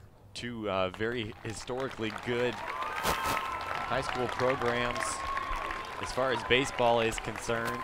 Hassan Gates rises to his feet to a salute from the crowd, and he's going to be helped off the field. But here's the situation. 1 minute to go, a 23-23 game. Poly has the ball at their own 25. It's 1st and 10 from there on the fumble by Hassan Gates. Bud Burney in the shotgun, a pair of receivers on either side. The ball is in the middle of the field, and he's got Jermaine Henderson in the backfield with him. They're going to give it to Henderson. Henderson's got room to run to the numbers, the near side numbers. He's near the first down, and he picks it up. Out to the 37-yard line, a first down. Clock is running, under 1 minute to go. It'll stop for just a moment as we set the chains up. That'll give Poly time to get set up and call the play. 3 receivers now to the far side as the ball is on the near hash. Once again, they go to Henderson. Jermaine Henderson breaks out of 1 tackle, and he's ridden down from behind by number 18, Jeremy Swingley. Ironically, the gaps that are being created are because Temecula has to move back now into a prevent defense and not jam up the box. It's a pickup of 5. 2nd and 5 now from the 43-yard line. The group of 3 receivers moves to the left now, and this pass is complete for a first down. Bud Burney is on target, moves the ball out to the 49-yard line. The receiver was number 14, Jerry Sandifer. Another first down as Poly's moving the chains, but we've got 20 seconds to go. How close do they have to get for field goal range? Their kicker can kick it. Poly has 2 timeouts left. They'll use one of them here. With 16 seconds to go, the ball is at the Poly 49-yard line. 1st and 10 there.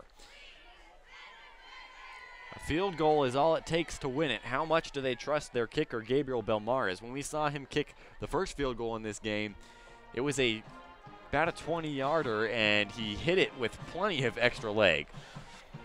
So if we're looking at a 40-yard field goal, they need to get to about the 23? 22 or 23-yard line is the target line for Poly right now if they're thinking field goal. We have seen a completed Hail Mary in this game. It was Temecula Valley's. But the way things have been going, let's not put that out of the question. So we're looking at 24 yards. They have 16 seconds to pick up 24 yards, 2 chunk plays. And you do still have a timeout if you're Riverside Poly. Derek DeWitt using the clock as best he can. Jermaine Henderson is the running back. And Bud Burney's going to pass. He's got pressure. They set up the screen to Henderson. And there's a hold. It's going to be a hold on Poly. So Henderson is running into Temecula Valley territory to the 38, but everybody in the stadium knows that this is coming back. I don't know if it was a hold as much as it was a great tackle. Unfortunately, the Temecula Valley player was on defense and didn't have the ball, but check this out. Bud Burney picking up the flag and handing it to the referee. Great sportsmanship. And now with 9 seconds left, I mean, you figure if the referee's going to go pick up the ball for you, the least you can do is pick up his flag and hand it to him. We got 9 seconds to go in a tie ball game. The ball is going to be moved back 10 yards, which means it'll be at the 39-yard line. That'll be first and 20 from their own 29, and pretty meaningless because there's not enough time to run enough plays to have a turnover on downs. Look at this. Temecula Valley defense is very deep, so they'll go bubble pass to Henderson. Henderson tried to make a move. He broke out of 1 tackle, but he's brought down. The clock ticking. 2 seconds left, and that's the end of regulation, folks. We've got the first overtime on Inland Sports Internet Radio coming up. It's 23-23, Poly and Temecula Valley. Special thanks to our sponsors. This game brought to you by Spoiled. Quick quality oil change. You'll be spoiled by their excellent customer service and great prices. Check them out off Alessandro Boulevard. Ken Sporting Goods, over 40 years in the Inland Empire and still dominating, taking care of all your sports gear needs, plus Letterman's jackets. Check out kensportinggoods.com. Boost Performance Training. Athletes of all levels need to check out Boost Performance Training in Corona with Coach Ray Bass. Be sure to follow them on Instagram and Twitter. And the Boost Training tips here on the Inland Sports Channel. Visit boosttraining.com for more information. That's boosttrainingsystems.com. Max Muscle Corona and Max Muscle Orange Crest. Max Muscle is your one-stop shop for sports nutrition. If you're looking to get the most out of your performance and amplify your game, be sure to see a nutrition consultant at Max Muscle Corona or Orange Crest. Loomis Insurance Services. If you're looking to shop your home, auto, or business insurance, look no more. Call Danny the Policy Man Hopkins for a free quote at Loomis Insurance Services. They have access to a ton of different markets like Nationwide, Travelers, Mercury, and many more. Hand off your insurance worries over to the Policy Man. Call 951-685-7478. That's 951-685-7478. Or visit Loomis4Insurance.com. That's Loomis, the number 4, insurance.com. As we get ready for starting this overtime period, Pep Fernandez is on the sidelines. Hey, Colin and Tim, so we're going to enjoy some bonus football tonight between Temecula Valley and Riverside Poly. A lot of people are here at this game, especially because it's week 5, so a lot of teams have byes this week. So they take a week off, get ready for league play around the corner. One of the guys I ran into here on the sideline, because it is a bye week for a lot of teams, is John Rice, former JW North head football coach. He's now an assistant at St. John Bosco, and I just had a conversation with Coach Rice about how Orange Lutheran has been running through our Inland Empire teams. St. John Bosco will open up Trinity League play next week in week 6. Bosco against Olu, and I said, hey, give Olu a little bit of payback for us because they beat Vista Marietta, Norco, and Heritage in 3 straight weeks. We're not cool with that on the Inland Sports Show, so best of luck to Coach Rice and the Bosco Braves when they open up Trinity League play a week from Friday night against Orange Lutheran. Back up to you guys. Got to get some vengeance against those Orange Lutheran. And remember here, the coaches don't have to play overtime in a non-league game. Keep that in mind, but it looks like the captains are going to head out there, and we are going to have some free football here on the Inland Sports Internet Radio. Overtime rules are pretty similar to college. Each team will get an offensive possession. It's kind of like a shootout in hockey, except instead of having a singular shooter go against a goalie, it's offense versus defense from the 25-yard line. So the captains are going to head out there, and referees will discuss the rules with them, make sure they know what's going on. It's 23-23. So the team that starts on offense gets 4 downs. Yes. Just a regular possession.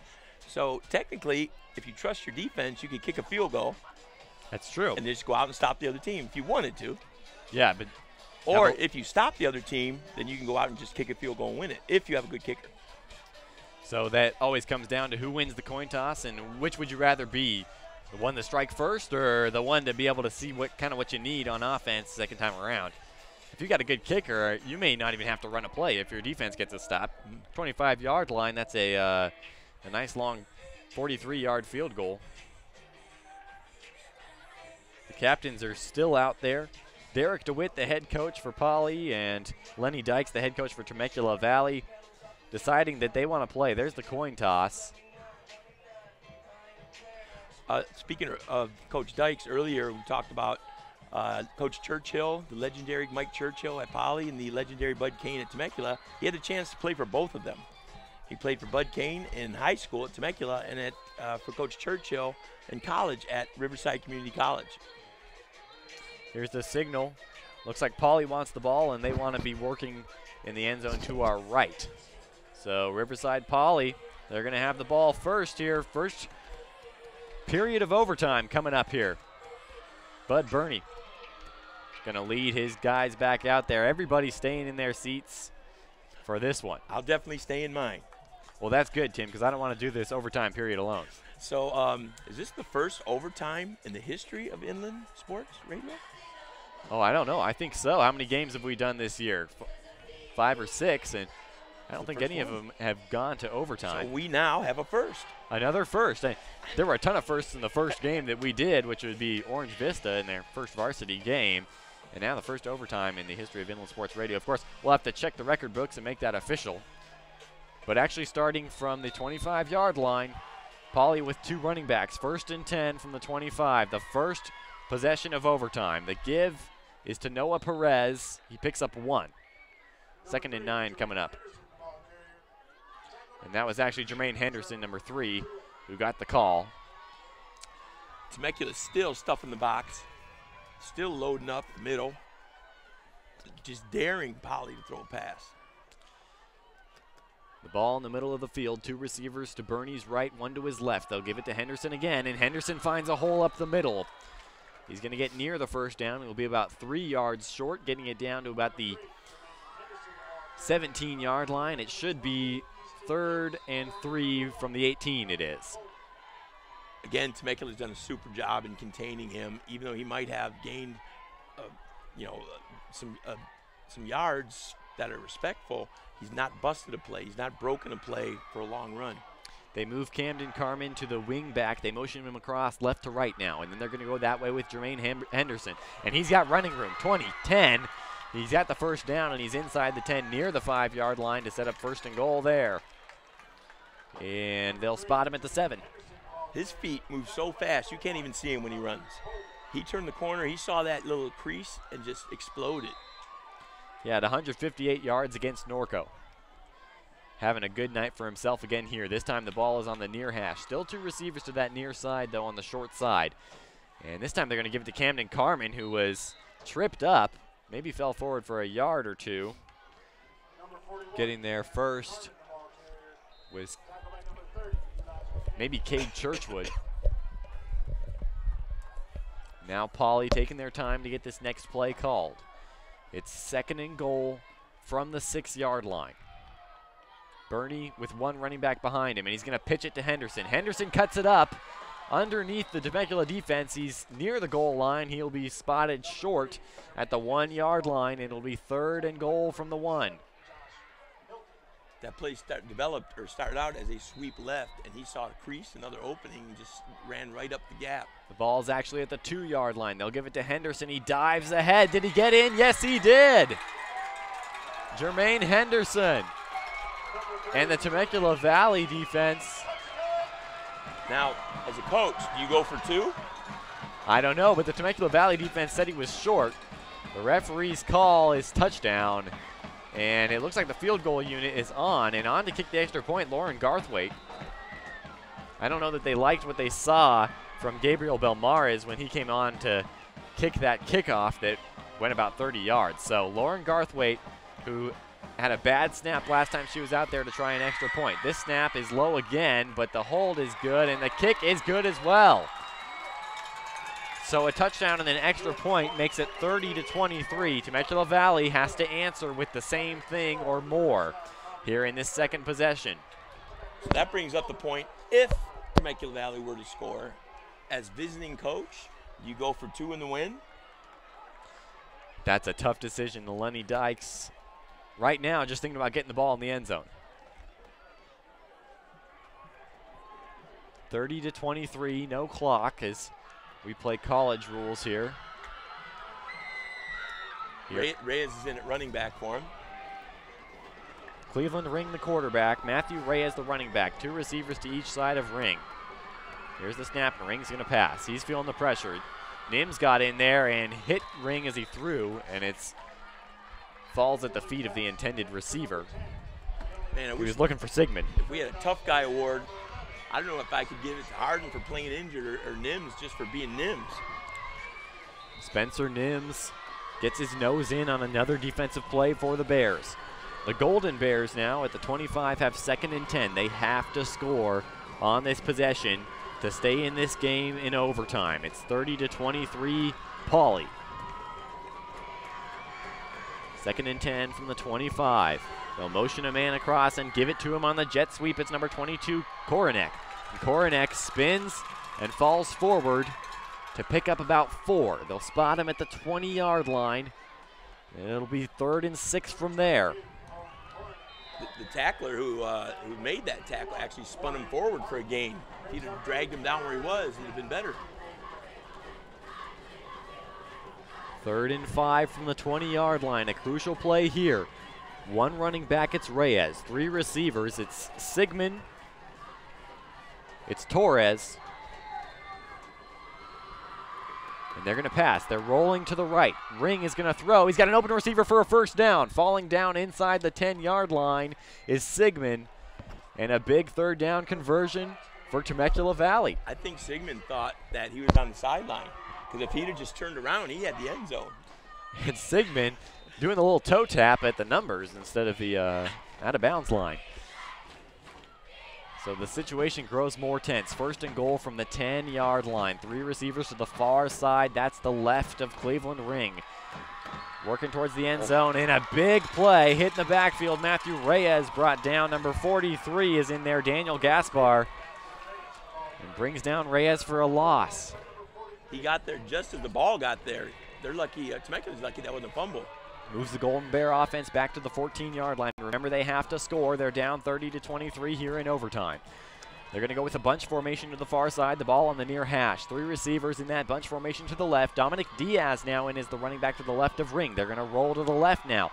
Ring, pressure. He throws, and that one, if the Poly defense had been looking, could have been an interception. Instead, it's an incomplete pass. Bounces out of the back of the end zone. 3rd and goal from the 15-yard line. Harden put a lot of pressure on him, made him stop his roll, maybe throw it before he was ready to throw it.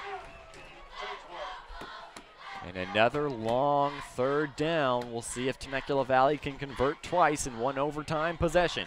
The Poly fans are getting into it. The Temecula Valley sideline looks nervous to say the least. 3 receivers to the left of Ring. The ball on the near hash at the 15.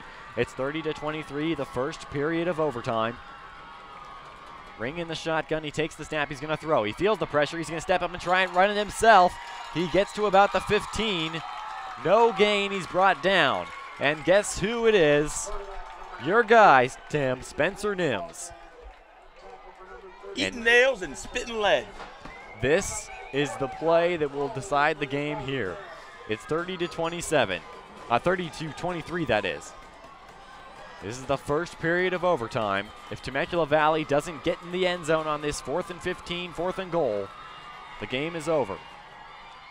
And it's going to be a keeper from Cleveland Ring. He gets it down inside the 10-yard line. He's dragged down. Poly wins. The Poly Bears hang on. They win 30-23 in overtime. The first win of the season for them. And they are celebrating on the field. A tough loss for Temecula Valley, but a big win for the Bears of Riverside Poly. Their first win of the season, they go to 1-4. Temecula Valley goes to 0-5. on the year. Tim, what a game we just saw right there. You know, we thought before the game that it would be this kind of a matchup. We had alternate styles or opposite styles going against each other. Both teams battled. Both teams never quit. The momentum changes were incredible. And the plays that they kept making, people stepping up, Nim stepping up, Harden stepping up. On the other side, Gibbs stepping up, Hassan Gates making big plays. I think both teams have good futures ahead of them. They're young. Both of them are in tough leagues, and it's going to be exciting to watch their development as the season goes on. Temecula Valley using a blocked punt, followed by a Hail Mary to battle back and tie it up at 17. Right after the half, they were down by 14 at one point. And then a back and forth game, tied at 23 at the end of regulation. We saw all sorts of things, long runs, fumbles. We saw a double pass that was incomplete that could have changed this game completely.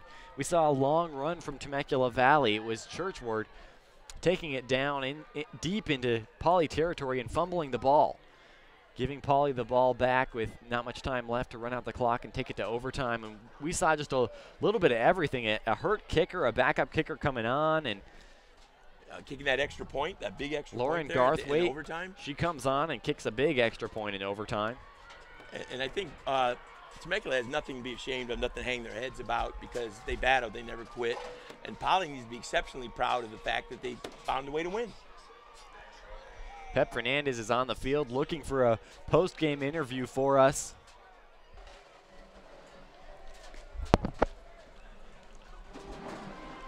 And Poly is gathering to sing their fight song. A big win for them. Looks like Pep is waiting for Derek DeWitt, the head coach. We're pretty excited about being able to talk to him. And Pep is ready for us. Derek DeWitt standing with Pep Fernandez right now on the field. Pep, how's it going? All right, we're here with head coach Derek DeWitt, Riverside Poly. Congratulations, coach, on that big win. Overtime, a little dramatic there at the end. We talk about just getting that first win of the season for you. Man, Pep, you know what? It wasn't pretty, but it counts, man. At the end of the day, the team will win 1 more point wins. Part of our boys to have resiliency tonight, we won. A lot of mental errors, man. We should have got the game handled in the third quarter, but we didn't. You know, we made some really dumb errors, mental weakness. How about the end of that first half? At the end of that you Hail know, Mary pass to get them on the board. You know what? I had 2 receivers playing DB. You know what? They tried to knock it down, but it is what it is. Great job to make it better. Went for a shot. Back of the quarterback was in, you know, so I wanted to heat him up, you know, but at the same time, great throw by that kid, great catch, good focus on them. We blew it in that situation, but at the end of the day, the way we played it in overtime, we're running the ball. With Jermaine, the O-line stepped up when we needed them. Had some really, really silly mistakes, man, but we got to iron those out so we can move forward. You got some guys. Do you feel good going forward in Inland Valley League play? Because a win, they say, is contagious. I know it's cliche, but it feels good. You guys look good going into Inland Valley play. You're exactly right, man. A win is contagious. Going into our league, you know, everybody knows each other. We know what we're going to do. We know all of our strengths and weaknesses. So I'm ready to battle with Valley View, and they got a good squad. And 2-point loss last year to them things, and still don't feel good in my stomach from the loss we had to them last year. But at the same time, man, we're ready to roll. We're thankful for another opportunity. Coach, congratulations. Thank you, sir. Appreciate it. All right, thank That's you. Derek DeWitt, head football coach at Riverside Poly. Big win tonight in overtime. And you just heard Coach. Next up for them is a date with the Valley View Eagles to kick off Inland Valley League play. Colin, back up to you. Thank you, Pep. Congratulations to Derek DeWitt. Tonight's game was brought to you by Spoiled Quick Quality Oil Change. You'll be spoiled by their excellent customer service and great prices. Check them out off of Alessandro Boulevard. Ken's Sporting Goods, more than 40 years in the Inland Empire and still dominating, taking care of all your sports gear needs, plus Letterman's jackets. Check out kensportinggoods.com. Boost Performance Training. Athletes of every level need to check out Boost Performance Training in Corona with Coach Ray Bass. Be sure to follow them on Instagram and Twitter. Also check out the Boost Training tips here on the Inland Sports Channel. Visit boosttrainingsystems.com for more information. Max Muscle Corona and Orange Crest. Max Muscle is your one-stop shop for sports nutrition. If you're looking to get the most out of your performance and amplify your game, be sure to see a nutrition consultant at Max Muscle Corona or Orange Crest. Loomis Insurance Services. If you're looking to shop your home, auto, or business insurance, look no more. Call Danny the Policy Man Hopkins for a free quote at Loomis Insurance Services. They have access to a ton of different markets like Nationwide, Travelers, Mercury, and many more. Hand off your insurance worries over to the Policy Man. Call 951-685-7478. That's 951-685-7478. Or you can visit loomis4insurance.com. That's Loomis, the number 4, insurance.com. If you'd like to sponsor an Inland Sports broadcast, go ahead and send us an email at inlandsportsshow@gmail.com. Speaking of that, the Inland Sports Show will be Saturday, 11 a.m. Every Saturday, we've got the Inland Sports Show, Fox Sports IE 1350, Pep Fernandez and Jeff Gorham. Also follow us on Twitter, Instagram, and Facebook. Tomorrow, it'll be Riverside TV bringing you King versus Rancho Verde. Ghazal Hassan and Jeff Gorham will be at that one. And then IEMG Sports Weekly Live will be at 11 p.m. that night. So a full weekend of coverage for us.